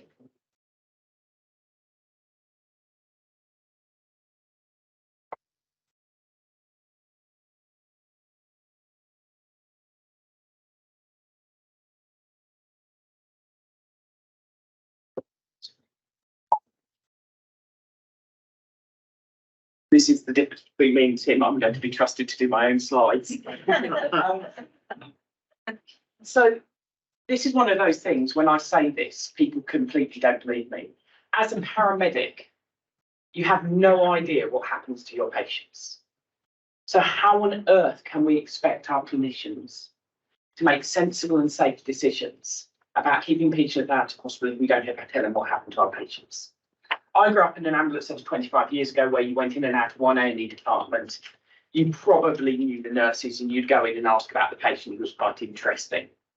But that's not where we are. Our clinicians go in and out of 8 to 10 different EDs each day with a much wider workforce. They never get the opportunity to follow up what happens to their patients. And even when they manage to, it's only the interesting cases. And actually, we need to be able to tell our clinicians about what happens to every case. And this is about linking our data set up with the data sets from both the emergency care departments and the acute care setting. So pulling that data in and using that direct care relationship our clinicians have with that patient to tell them what happens. And to be able to do that routinely and with no effort. That straight away, those clinicians can look on their iPad and say, those are the patients I went to yesterday, or those are the patients I went to last week, and that's what's happened to them. And that is what we have managed to do, or at least start to do in North West London.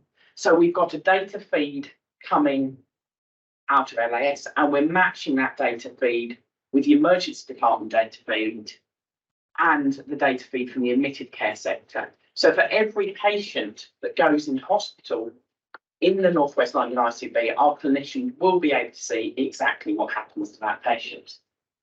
And that is just so fundamentally important in terms of pattern recognition and being able to make safe decisions. This is a clinically designed product. We've done this in partnership, but in essence, what we did is we locked the designers in Hanwell Ambulance Station for 3 days, and we didn't allow them to come out until they had something that was paramedic user and ambulance clinician user friendly. And this is the quote at the bottom, which was from one of the team leaders involved in the pilot. We need to switch to meaningfully be about a positive culture where people learn things you've experienced. And it also is about that completion that is so good for people's mental well-being, that they actually know what happens. So this is what the app is, and we'll show you the live app in a second, but it allows you to see the list of patients you attended. It matches those to the inpatient hospital record, and it's a live update. So as that patient gets discharged, as a discharge note is added, that appears on the app. And it then allows that patient that is clinically interesting, or that patient where you've got uncertainty, to you move that patient into your digital huddle and actually say, I'm really interested about what happens to that patient, so I want to see what happened, and I want to talk to somebody about it. So actually it will flag those cases up, that you can take that into a morbidity and mortality meeting, which has been the cornerstone of governance throughout healthcare, except in the ambulance service where we don't know what happens to a patient. And it allows you to look at your data in totality, so you can see what your hear and treat rate is, you can see what your see and treat rate is. But what we've also done is matched it to recontact. Because it's no good telling somebody that they've got an amazing non-conveyance rate if all of those patients just walk into A&E 20 minutes later. So the data will actually then track that patient over the next 7 days. So actually that patient makes their own way into hospital, you will see it. If you refer that patient to the GP and the GP refers them into the hospital, you will be able to see it. So it will start to bring that absolutely to light, as well as looking at recontact with the ambulance service. It shows you the interventions the patient had in hospital. It shows you the treatments they had and shows you their diagnosis and length of stay. And what we've done with this is some very low AI that sits with this about being able to draw out particular patients that we think might be worth a clinician having a reflection on. So it's very low level stuff. It will draw out patients where there's free contact, but it will also draw out the patients that you attend who have no ED intervention whatsoever. That's 3% of patients where they go into ED and have absolutely no intervention for you to have a look at. It will also draw out patients where you didn't place a pre-alert call, but the patient ends up with a critical care admission. And it's not saying that you've made a mistake, but it's just saying, actually have a look at that patient and see what you think. We've had to do this with some enormous IG hurdles, but fundamentally, this is absolutely ingrained in the Caldecott principles that actually in order to have better care and safer care, you have to get data. And it builds on that culture of supervision, of review, being able to look at patients with meaningful data about what happens, and then building that so you can actually see what is the totality of your picture. Now, the other bit with this is the first time that we're able to track in-hospital mortality by individual clinician, which, given the political picture within healthcare, the inquiry that is going on, for an ambulance service to be able to say, actually, Mark Faulkner's mortality is 12% higher than Tim Edwards is. It's not, by the way, because I can now see it. Is actually really vital in providing a governance and to you the assurance to the board that we're looking at the mortality rate of our individual clinicians. We know which patients die pre-hospitally, but how do we know what happens to that patient in the hospital? So you can start to see mortality trend within the data set.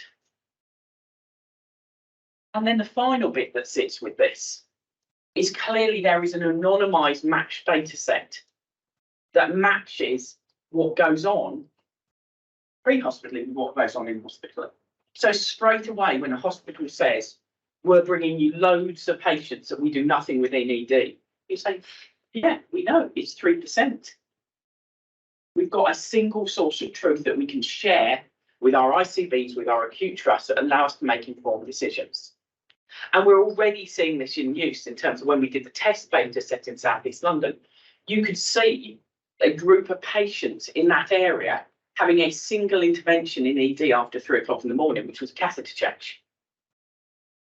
And then you look back at the pathway and go, that's because your catheter pathway closes at midnight. So how can you keep somebody in acute retention out of hospital if your pathway closes at midnight? And actually, you've got the evidence to do pathway design within this, within a data set. And this is really, and I hope this is where we never work with technology. Yeah. This is the live data set. This isn't my data set. This is a test data set. So you can go in, you can click on the patient, and it will straight away show you there is the activity where this patient was admitted, had multiple losses of consciousness. You can see they had a series of interventions, what their ultimate diagnosis was and what their length of stay was. Mm-hmm. And then there are patients where you can look back.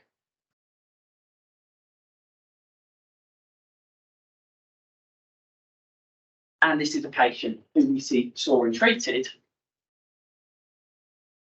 We saw and treated the patient, yet 12 hours later, they were back in our care. The final bit of it is, in terms of our work in terms of professional development, I can type my reflections into this. So I can include my reflective learning into this in a little text box. And as we go forward, this will allow us to extract that data. So I've got a reflective case that's completely anonymised. It can go straight into my portfolio. So we're actually not only telling our clinicians what happens, but we're giving them tools for what happens to learn from it. Where are we with this today?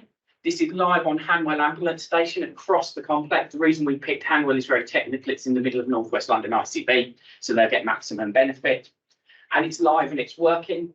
We're seeing about 50 interactions with the app each day from that group. So virtually every clinician on that group who's working is interacting with the app, looking back and seeing what's happened. It is going to roll out to North West London in 2 weeks. We're doing the team manager briefings and it will be live in the North West London area. And we have a piece of work about the resource about rolling it out to the rest of London, as well as sharing this work with colleagues nationally, because I'm absolutely of the view that this is what you need to do if you want safer decisions, is tell people what happens to their patients. Thank you very much. Any questions? Yeah, well done. Amit, please. Thank you for that. We've heard about this as it's been developed and been piloted over time. It's fantastic to see it. It looks amazing. I guess 2 questions. One, what's the initial feedback been like from clinicians in Hanwell? And second question, just if this is the first time we're able to do this, what does it mean for practices within LAS as we roll this out in terms of, finding the time to do this, So the first bit, the feedback has been reasonably phenomenal, because this has actually been staff developed. We sat with clinicians, they told us what they want to see. We designed the app, we've gone back, they told us how rubbish it is, we've had another go at designing it. So we've done that piece of work as a kind of real QI project with them, and the feedback has been really positive. And you see, I've just put a couple of quotes up there, some more in the slide deck. People saying, this is what I've been asking for 10 years.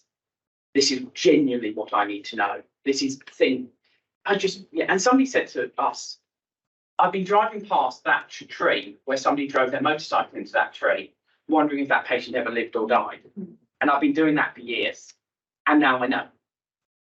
We rolled this out with our group of advanced paramedic practitioners last week, and literally had a room of silence where everyone was just going through their case. Oh, I didn't know they survived on there.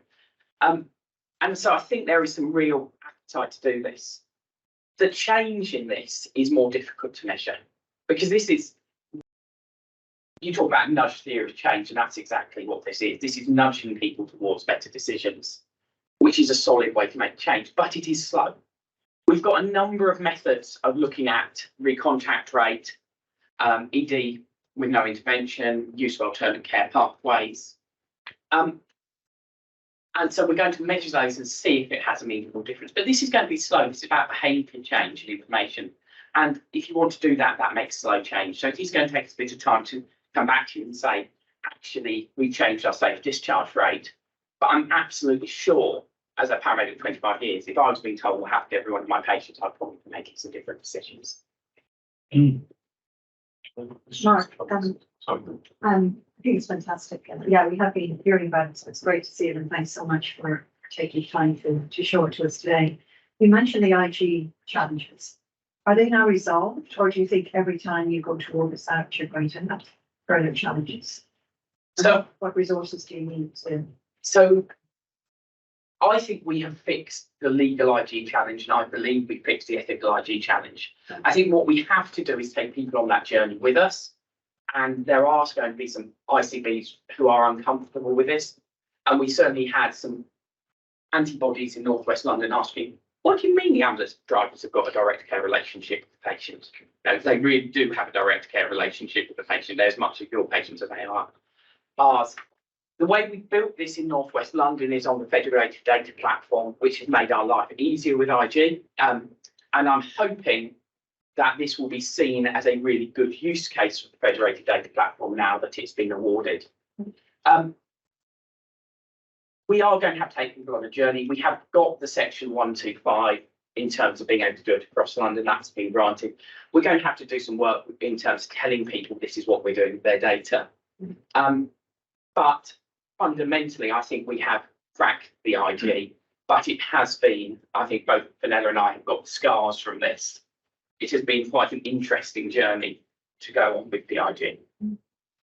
Well, really great work. I mean, you said something that just prompted my question.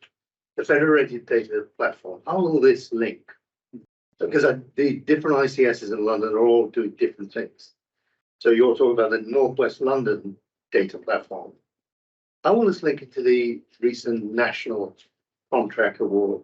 So this is on the federated data platform. So this is already sat on Palantir. We already have Palantir across North West London. So it links back with that information, EPR, and we've got Palantir. Okay. So LS feed into Palantir, this sits on Palantir. So the huge advantage we have is we've got a ready-made use case for the federated data platform. So this was Daniel's smart idea way back. Not about you, yeah, but the collective smart idea. But so the conversation, so we would like to roll this out across the rest of London using a federated data platform. Ideally using the one that government NHSE have just procured, which just happens to be the same one that North West London had. So, but we're in conversation with NHS England about whether they would give us the pump priming money to finish this off for London this year, because then there is a really good user case for why a federated data platform is a good thing for the NHS, because I don't think it's landed brilliantly with the world. This is exactly why you want it, because you can link up data sets that currently you couldn't link up at a patient level. You enable clinicians to change their practice for the better. So we're in live conversation about it. And are they encouraged or? So we put in a bid for the what's called HTAM technology, but we managed to get 4 of the 5 ICSs to say yes. Okay. But then the funding got cold as part of trying to balance the NHS. So we're now approaching this through the frontline digital funding nationally. I think we're on a track where we're going to get some funding. And we said, if you want this by the end of the financial year, you can tell us by Christmas, because there's one heck of a lot of work we would have to do with a lot of providers to get this done. Presumably with this, you'd be able to, back to what we were saying about building up, say by different patient segment, what would be, you could produce a very powerful case for commissioners to be able to say, in terms of outcomes, we can evidence that this pathway and this job cycle time is going to get the best out. But it's also the best argument in the productivity space. Yeah, exactly. Practice is to say, talk about patient care. And did you make the right set of tools?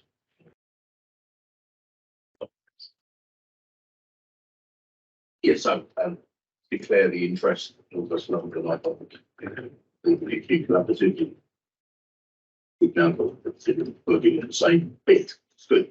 But my understanding was the federated data platform itself is subject to a rollout program. So is our ability to act this across London a function of the federated data platform rollout? So we can bring the data into the FDP quite easily. So even though the acute may not yet be on the FDP, we can build a pipeline that brings it into the FDP, doesn't match within the FDP. The match rate of this is phenomenal in terms of we're matching at 95% of patients. And so we can do that through pipeline, which is why we need to set it 125 to DP. And then demonstrate, I think, the benefits of this as a really wide use case, which might accelerate the enrollment. But one of the many reasons why the ambulance sector data has never been linked before, you don't use the NHS. When you're asking someone on 999, what is your NHS number? We don't even get their names right all the time, right? You're going for, where are you? So part of the challenge here is making sure that, well, they've done loads of work to work out that you can match our data to the hospital data. And then, so when we say it's 95% match in the rest of the NHS, that would seem like that's normal. But for us, that's amazing, right? Anything else, Sarah? I just think the other really great thing, Mark, is that it's clinically led. I think that's matters because, as you said, you get in a room and then you can iterate and sort of, have colleagues look at this and determine whether it's going to want to effectively follow. And I think there's a real advantage to that. It's something we should look at more regularly when we're looking at digital. I think this has been a joint project with Reed Martell, Claire's team, and a huge number of clinicians who've given us lots of time and a load of enthusiasm about what we want to do next. Yeah. Every time I talk about this, somebody says, when are we putting the adaptive feed into this so the 111 clinicians can see it? When are we going to get some data out of the mental health trust so we can start closing that loop, that group of patients? I think this is really, really great. Actually.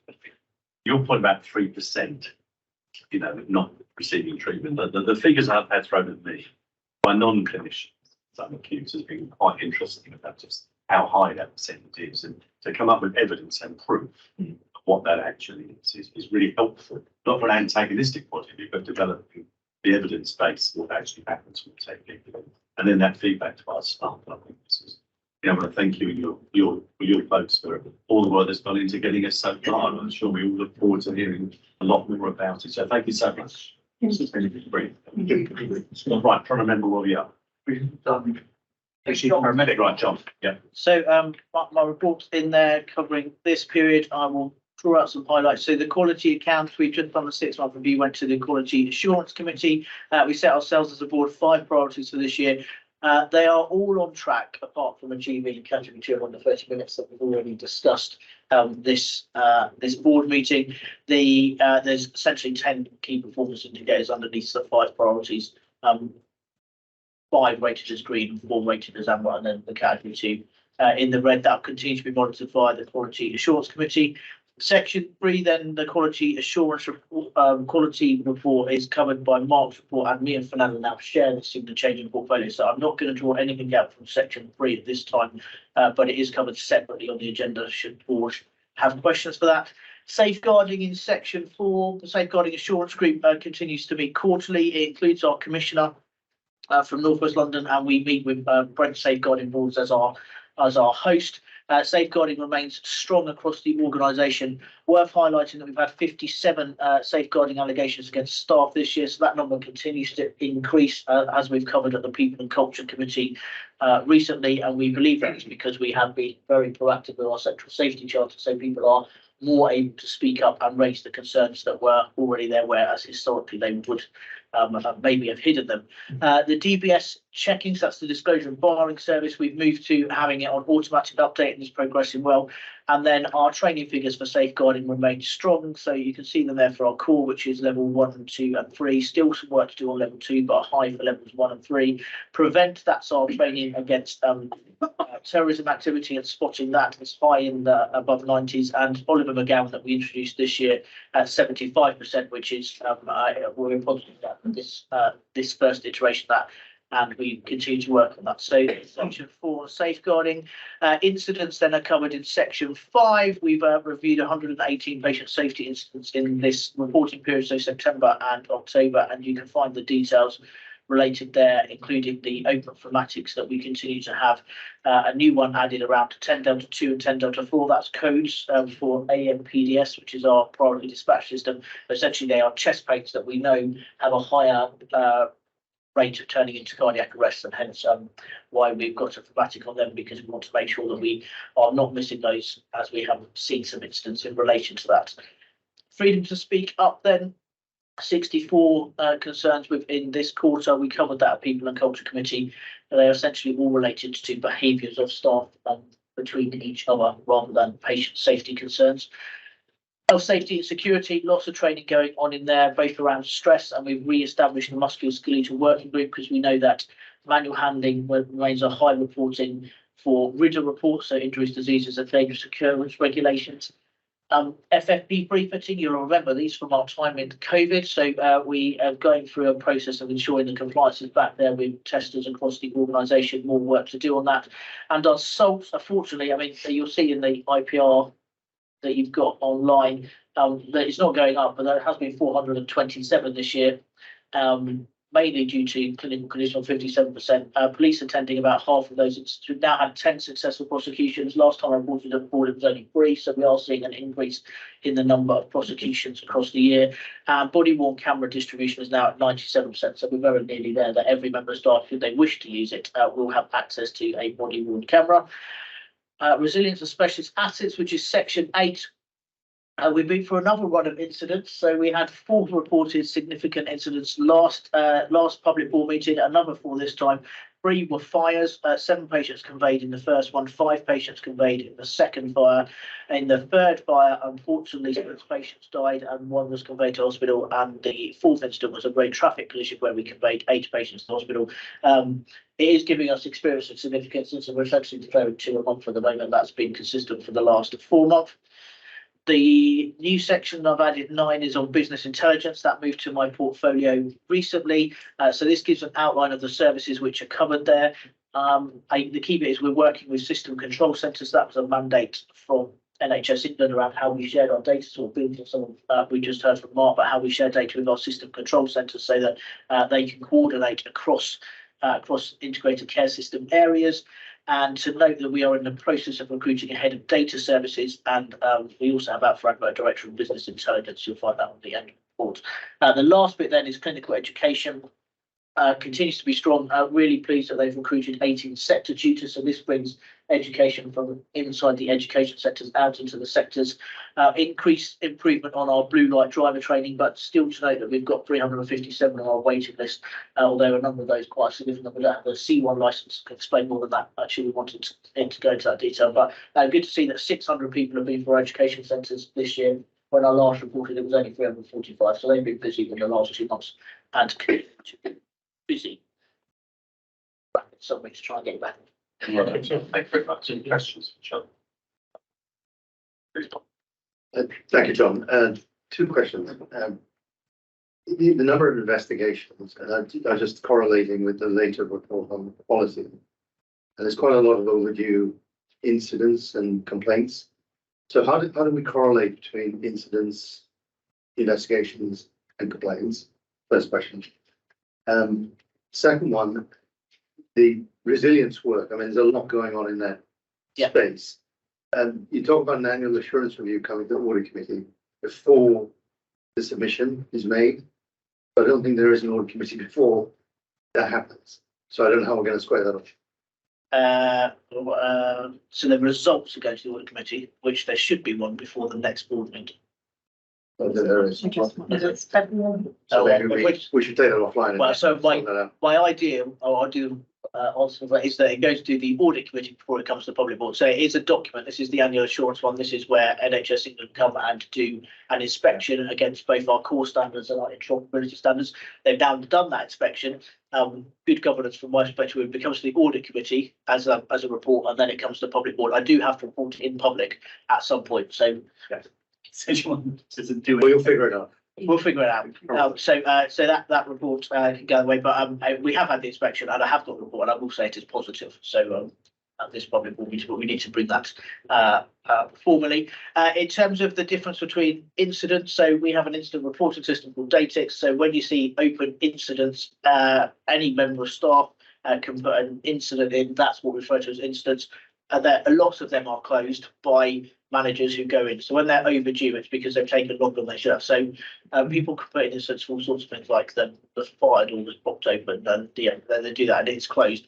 A number of those, the 118, move to investigations. That's where we're formally saying there is a patient safety concern, and they then go through a formal process with an investigation. That is different again to complaints, although complaints are sometimes causing an investigation to happen, but complaints come in via via a separate route. We have worked hard on closing, we had a big backlog from COVID around instance, they have come down. You'll notice in the quality report, they've gone up a bit again, but they're still lower than they were before we had the bit of work, and we're now working again with our managers to get them to close instance, because we know that's important for staff, because they get feedback once the data is finished. A report goes back to our members of staff to say, person X has closed your incident, and here's the feedback. This is what we've done about it. Thank you, John. Thank you, John. If not, we've got the report from Mark on the Quality Assurance Committee. Is there anything you would like to ask colleagues about that report?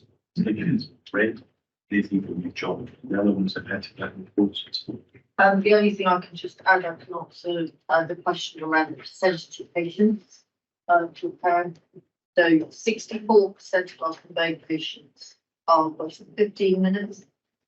So hand over 24% less than 30 minutes, 80% less than 45 minutes, and 1% less than 60 minutes. Right, okay, thanks very much. I've had a request for a break and being benevolent chair. So break things if we can.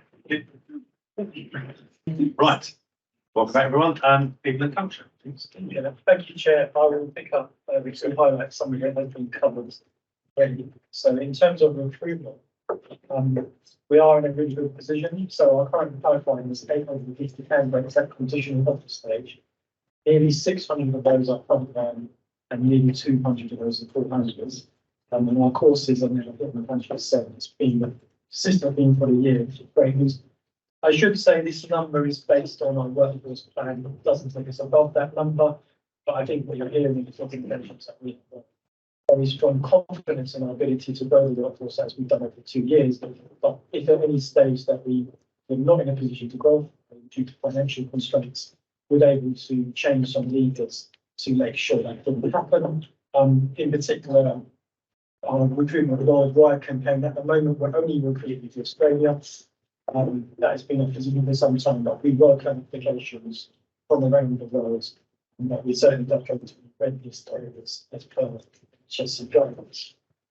This is all very much supported by our turnover rate, which is remaining at 10%, and our frontline leavers is actually below that, which is an ongoing position. But essentially, good news for both retention, and as such, that is back and reduced as we discussed it. People in the cultural committee. Continuing the trend of good news, our staff survey closed on the 24th, and we're just shy of 70%. And that completion rate makes us the highest response for the Ambis Trust, and we believe we're only 1% behind the highest acute trust provider response rate, and that's on the basis of people using bigger. But generally speaking, that's how we're looking forward to the answers in.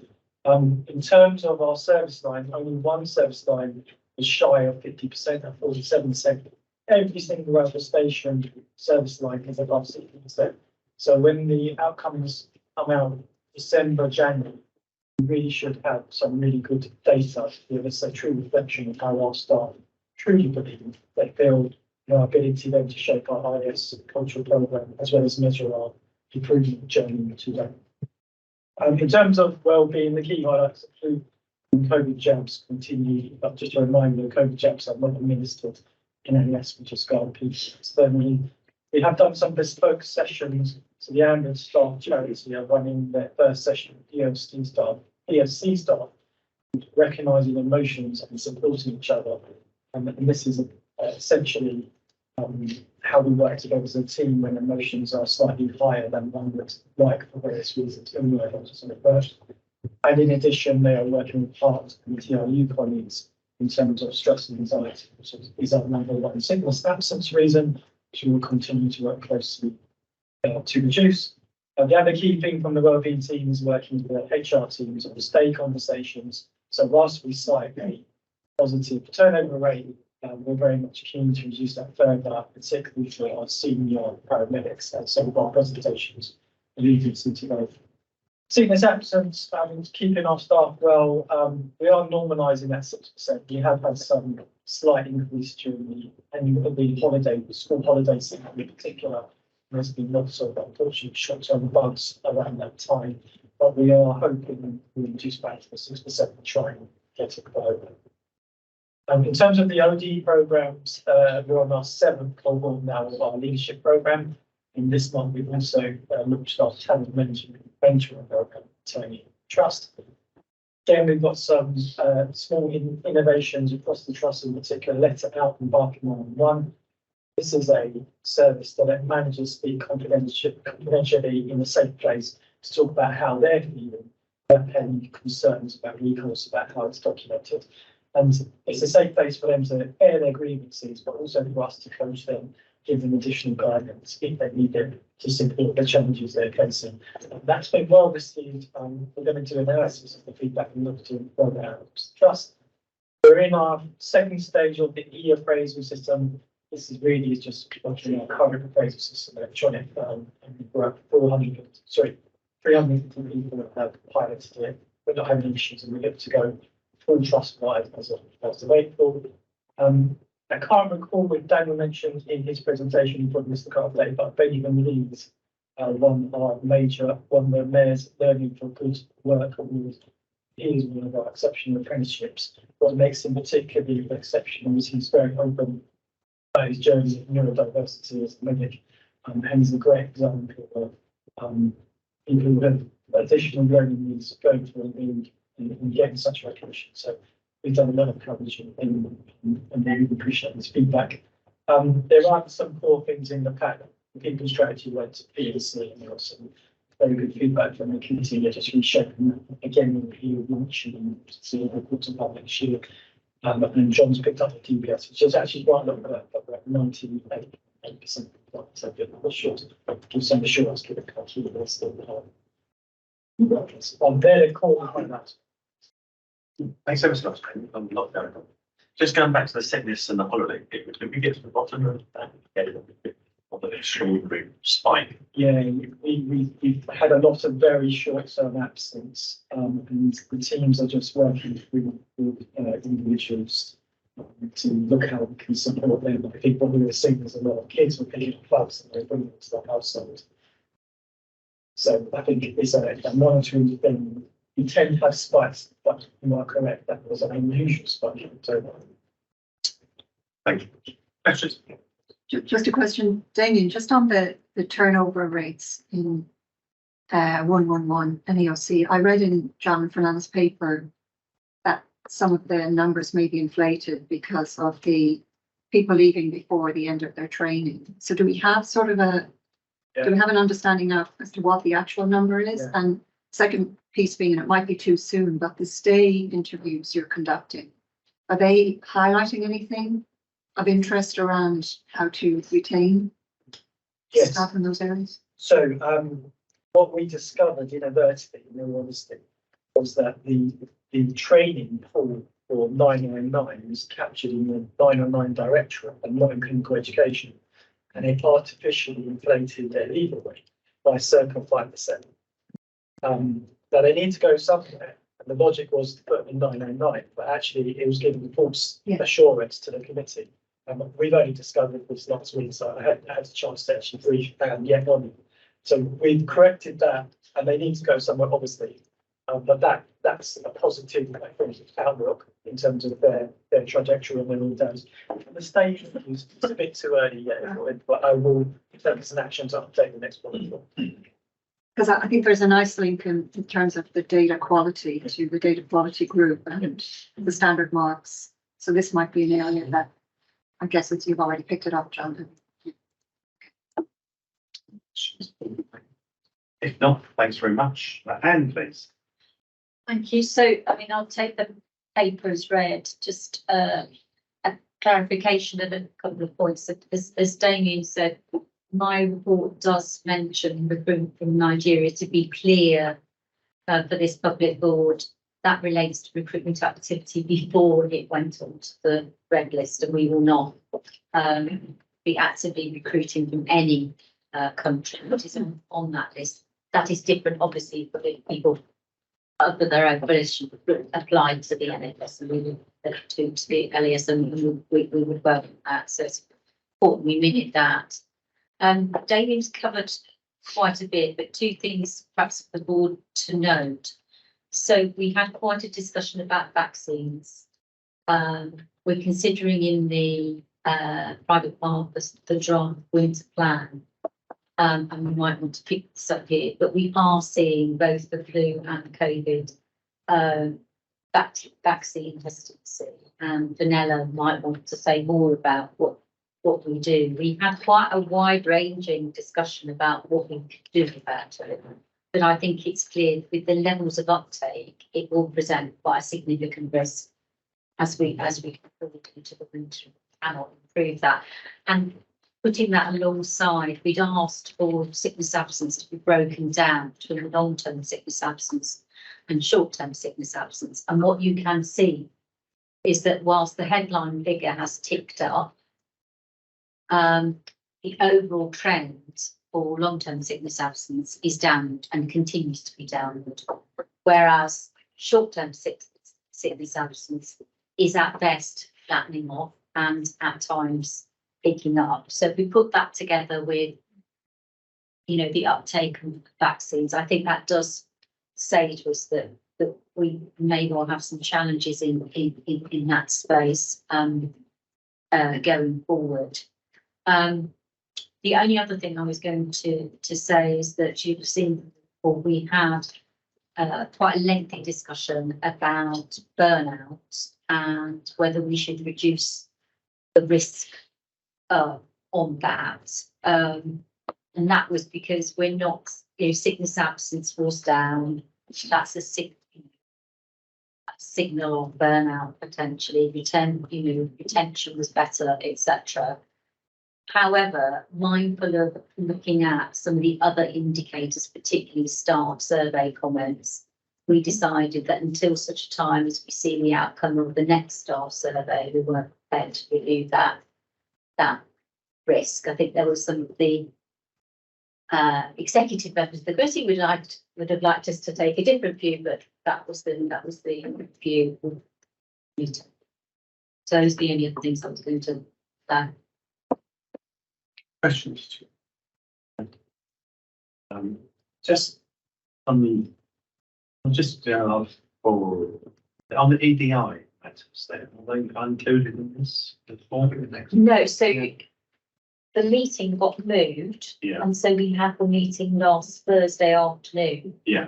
And so the report of that meeting is coming to the next board meeting. I could give a verbal update. Should I do that? So we had a good meeting, if small. We had a number of apologies last week for a variety of reasons.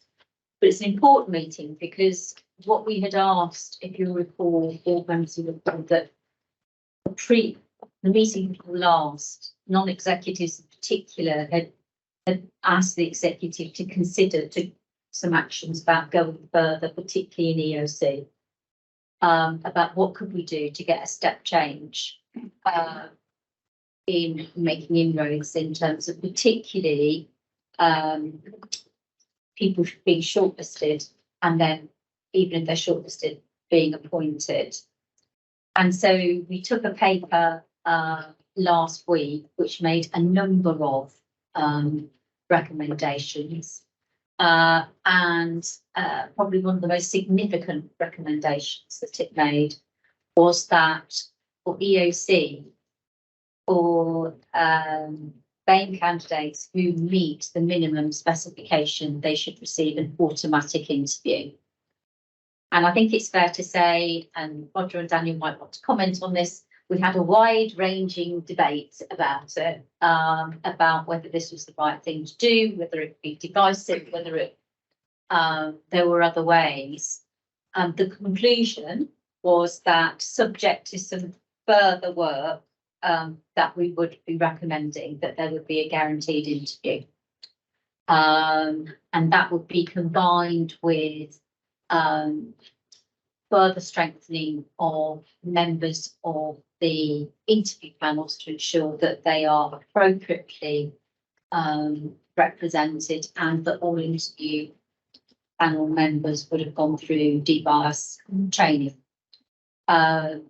So that's probably the most significant thing. There was a whole range of other things we've discussed, but in terms of that. And interestingly, we looked at the data to support that decision. We looked at the data of disabled staff who, of course, do get a guaranteed interview if they meet the minimum criteria. And what you can see is there is no difference between disabled staff and their able colleagues in whether they get shortlisted or whether they get appointed. So that meant, certainly for me, that was compelling in terms of it felt that it was the right thing to do. Clearly, there is a lot of work to do to communicate this to the wider organisation and the rationale. But Roger, I don't know if you want to add to that. Yeah. So just to remind everybody that the RES data that we published recently does show that we have an issue here where BAME staff are less likely to be successful, and therefore that does make the case for some form of positive action measure, which is what we argued at the committee, backing that with measures to make sure that the interview process itself is demonstrably independent. So that was what we looked at. I think it's also worth saying that we looked at a lot of data on shortlisting, attraction, shortlisting, success, and just picking up the point that this board has made previously, that we want to put data in the hands of managers and empower them to take action on that. So we had, we did, which I know that both Anne and Sheila, that's a point that you've made many times. So we looked at that data as well to try, and the next step with that will be to make sure that data is circulated. Yeah. So but I think you summed it up really well, Anne. Thanks. Thanks, Anne. Any questions at all? If not, thanks very much indeed. Well, thank you. Finance, please, Carol. Thank you. So the paper reports the position for the 7 months to the end of October. So for our income and expenditure position, we delivered a surplus of 7.7 million, which is against a plan of 6.7 million, so 1.1 million favourable to plan. Our full year plan is for a break-even position, and we're forecasting to achieve that. With regards to our capital plan, our resources for the year are 29.9 million. And at the end of October, for those 7 months, we've spent almost £13 million. And that's across fleets, across estates and IT. Largest spend is on fleet, 5.1 million in the year-to-date position. And that's for double crewed ambulances and for clinical team manager cars, which have all arrived to date. And in estates, we have spent £4.5 million. And that includes all the progress that has been made in developing the new 111 operational centre in South London. With capital similarly to INE, we are forecasting to achieve the full capital plan and spend all of the resources this year.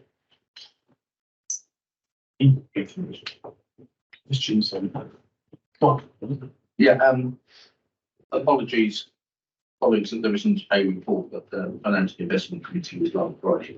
So we reviewed the positions that Carol's just outlined. We were comfortable with the in-year position. We reviewed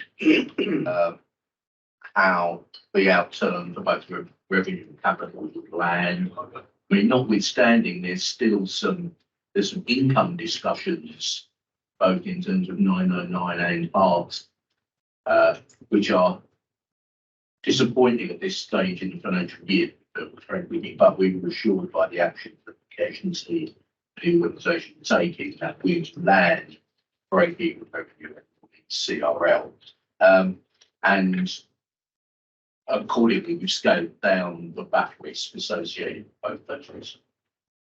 But the level of recurrent CIP for this year and the uncertainty around the contractual income positions for 24-25 indicate a very, very challenging financial year.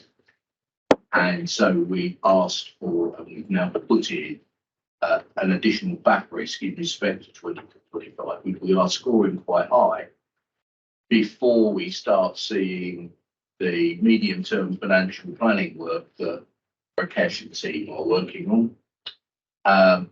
And more importantly, how that links back into the strategic aspirations that we've had and have launched. And then notwithstanding the throwaway glib comments between David and I the last few minutes ago, how these strategic developments start and out in the context of financial constraint. And at the moment, we don't know what financial constraints are, but they feel challenging. So I think that piece of work is quite important. I've got a session with Rakesh when he's back from leave and team to go through the build-up of that. And then we'll bring that back into a FIC probably in the early part of the next calendar year, and hopefully that will start to join up some of the things which at the moment we're saying have got to be joined up and be able to start to see them join. So I think that's it from the financial perspective. We had an extremely detailed and well-received update on our sustainability plan for reaching green targets and net zero. And it's clearly there's an awful lot of work being done, particularly the importance and the width of work done on the baseline, which is absolutely vital, because then that gives us a platform upon which to report. So I do think there's a lot of good stuff that and report for 23-24 when we get to it. And I suspect there's some really quite interesting linkages with partners who are also doing a lot of work in sustainability that we can get some benefit from. We discussed trying to get some independent validation of it. And not because we don't think the numbers haven't been worked through properly, but there is something quite solid about getting independent verification. And I was going to take that offline with I've got a couple of ideas that might help. Albeit we were very impressed with that work and we were quite confident going in the right direction, we haven't yet reduced the risk around meeting our 5% reduction. We expect to at the next bit, but we thought it was a bit too early to do it at this stage. And then finally, we will have a conversation, Sheila and I and Rakesh and probably Barbara, I think, to determine how we start to split the risks out, which will naturally see in the digital data. Recognise the players doing a piece of baselining work yourself now that you're in post, and we'll just triangulate that and make sure the right risks are being managed off in the right place. So as I say, in summary, confident about Green 4, but we must not be overconfident about what that means for 4, 5. And the sooner we get it 4, 5, 5, 6, the better. We've heard about what we spent on capital so far. Are we happy with what we're going to spend? Oh, little land, yeah, little land. Brighton? Yeah, no, that's fine. No, an awful lot of the spend. An awful lot of the spend assumptions have now crystallised. It's far more certain. I mean, inevitably there'll be a logistical issue of like delivery, but in terms of the financial projections associated with that development, the committee's confident. Fine, thank you. It's pretty stable. Yeah, so Brighton is on track. We get weekly photos where they've got to. So the one of the things that happened in the month was one of the ambulance authorities in the country went into administration. I'm happy to tell you that all of the vehicles we had with them, we have rescued and are now sitting in our possession. And we only paid the value of the work that had been completed. It does mean we have ambulances that aren't ready, but at least we possess them and can work out what to do. So we haven't lost any, just lost time getting the ambulances. I mean, really welcome to get up there and get those things back in possession. Any questions at all on finance? If not, thanks very much indeed, Carol. Thank you. And Ronald, please. Thank you, Chair. Just a few things to fill out. excuse me. I think just to comment on what you've already heard, there's good risk oversight taking place from the committees. So I think that's all working well. So in terms of how the BAF is used as a real strategic tool. However, we do need to tighten up between the controls and the assurances. So that is something I think the committees themselves are taking forward. And as you've already heard, in terms of looking forward, we did contemplate the financial risks that Bob just talked about, 24-25, and some of the winter risks that Anne was talking about as we head into winter. So just thinking in those terms, we took a couple of reports from management, internal audit and control. But I guess the theme that came out there was there needs to be better correlation from the exec between, if you like, first and second lines and the third line of defence. So as the committee kind of reviews these reports, we're getting a collective view because we did spot a couple of inconsistencies there. The other point that came across, I think, in the internal audit reports, which we discussed at length actually in terms of cyber and medical devices, but I'll come back to cyber in a bit more detail, was to ensure that there is a strong correlation between policies and procedures which tend to be in place, but actually the consistency of implementation in practice that needs to happen. So the rigor around how those policies are operating. And that came to the fore, particularly, I think, in the counter-fraud report we heard on expenses, which I think during COVID, there was a bit of a relaxation and there's a need to really tighten up again. So there's a theme that came out of that. Good policies, but need to consistently and rigorously deploy them.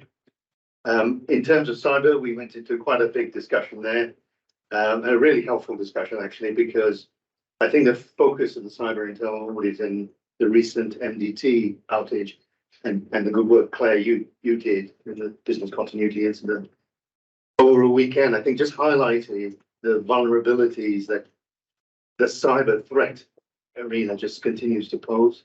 So ongoing vigilance on reducing points of vulnerability, legacy infrastructure, upgrades, but also application risks, which came out, I think, in that report.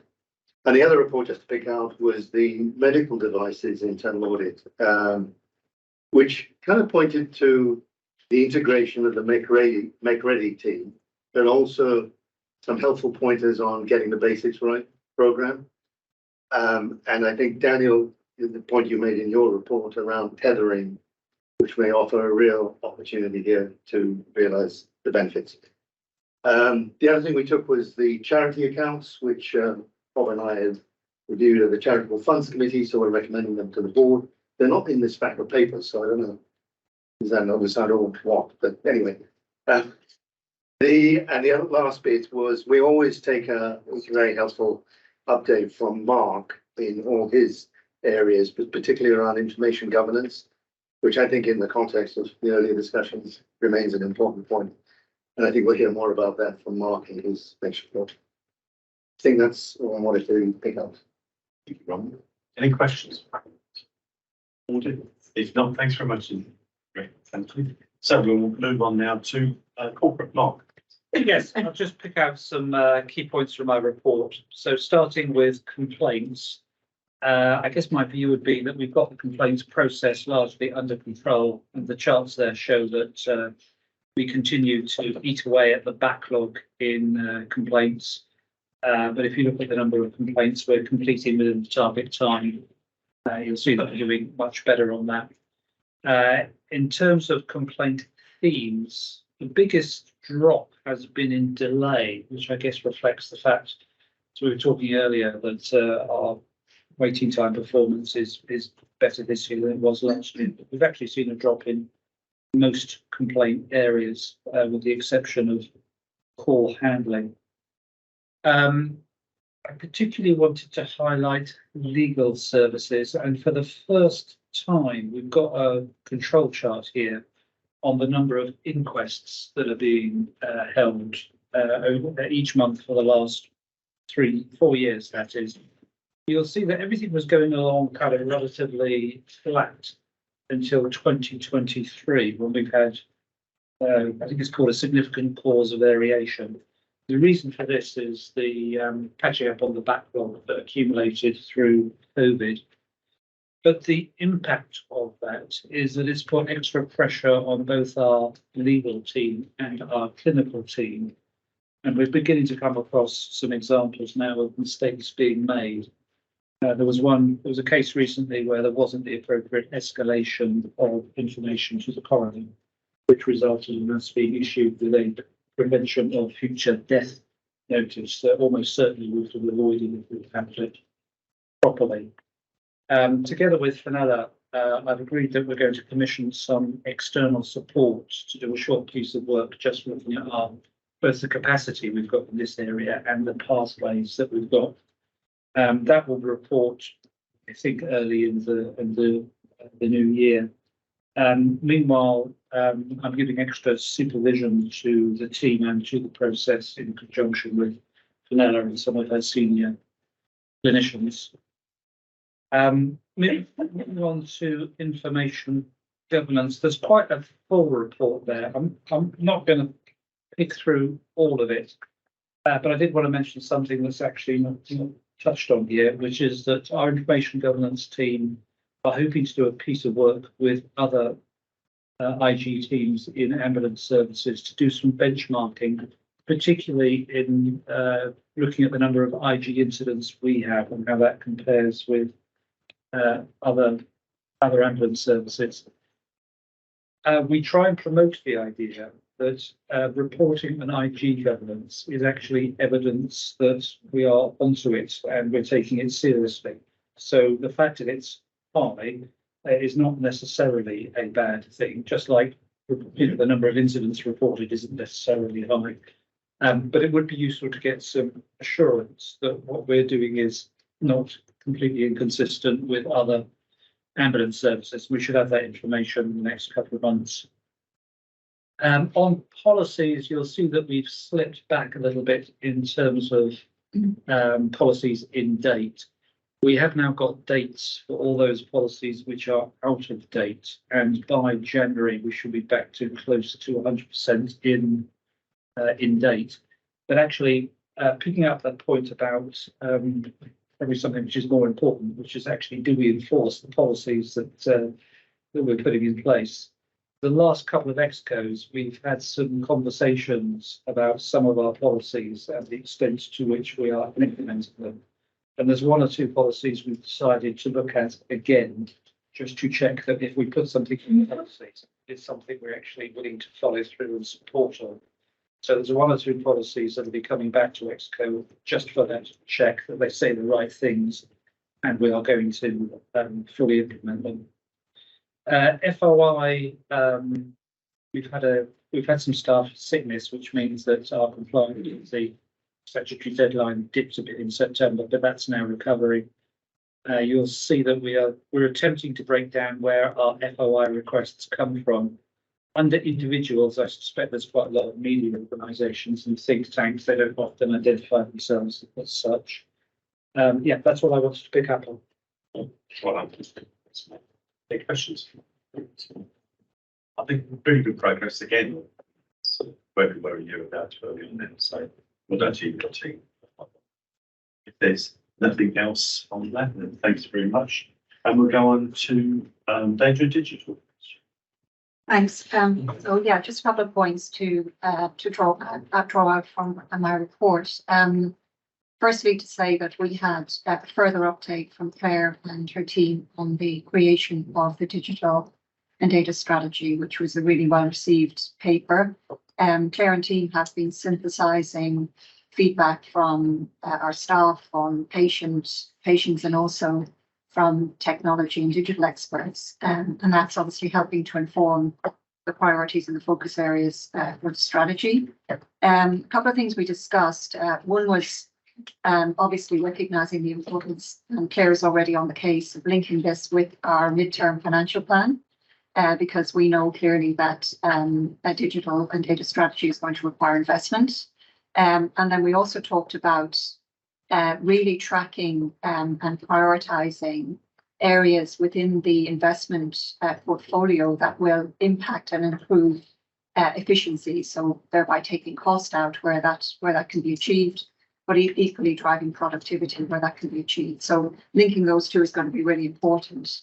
And the other thing we talked about was, and this is not new because we've talked about it before, is just really underlining that as we look at our strategy going forward, we really want to ensure that we are not entering into the world of bespoking technology solutions. So we really want to adopt national standards wherever that makes sense. And only by exception would we look at some sort of, bespoking of a solution. So I think those are important principles that we need to take forward.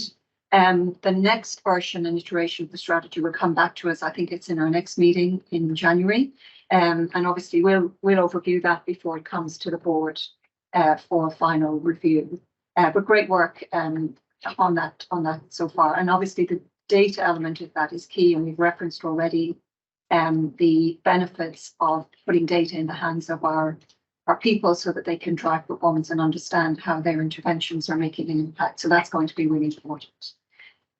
We also received an update from the data quality group, and they've been equally making great progress. The group has already created a work plan, and they're heavily focused at the moment on, and it's quite a heavy lift, to really go back over time and look at all of the reviews that were conducted in the past on data quality and integrity alongside internal audit reviews and basically close out actions that have been outstanding, some of those for quite a number of years. So it's great to see that progress. The other thing they're doing is they've launched and are launching and scheduling a number of data quality reviews that they will conduct over the next period of time. One that has commenced already is a long-standing one for CAD, which I'm delighted that review is ongoing, and we expect to receive findings of that review in January.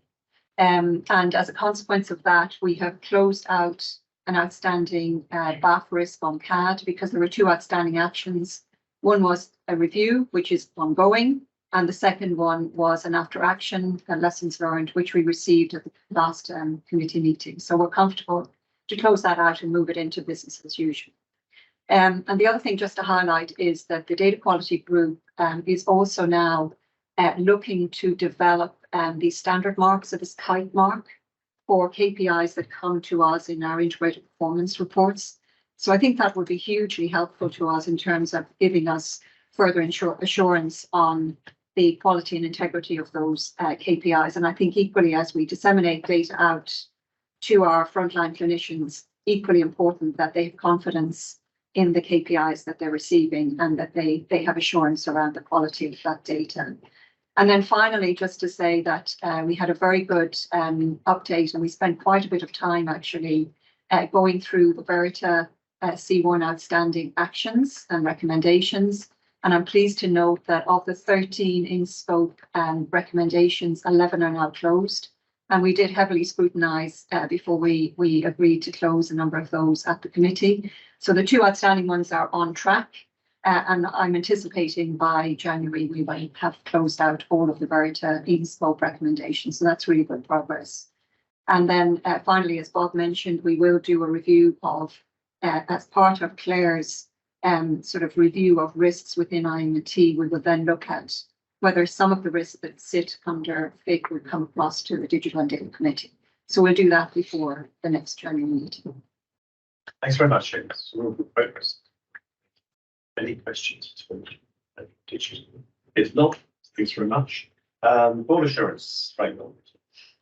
Well, so to recap, actually, quite a lot of stuff that we've heard already. So there are two new BAF risks, one relating to next year's financial position, which FIC discussed, one relating to Right to Care, Right to Person programme, part of the Policy Committee's work.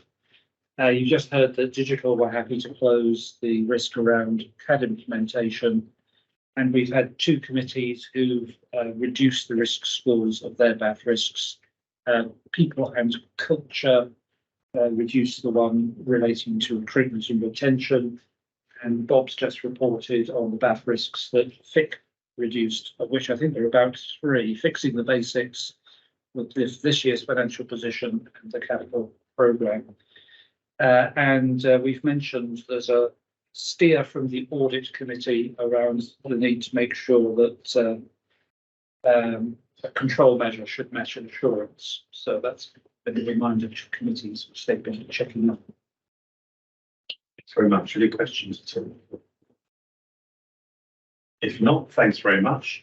Do we now move on to any other business? Does anyone have anything else to? And I think this is your last formal report, isn't it? We'll have a chance to say goodbye next month. Well, it is, yes. But as it's our last formal public, so thank you very much for everything you for the organisation. And we'll be sorely missed. And you're not just in the areas you've dealt with, but the way you've really added so much more across the whole of the trust. We wish you well with your travels. It's great. I've enjoyed it all. Thank you. When do you take off? When do you take off? There's a one-way plane ticket booked for the 19th of December. Oh, never done that. And John, I know it's an interim post you're taking. Do you want to tell the board exactly? Going to the Southwest Ambulance Service, as their interim chief executive, on the 14th of December, just before Ahmed leaves the country. Well, we congratulate you on that appointment.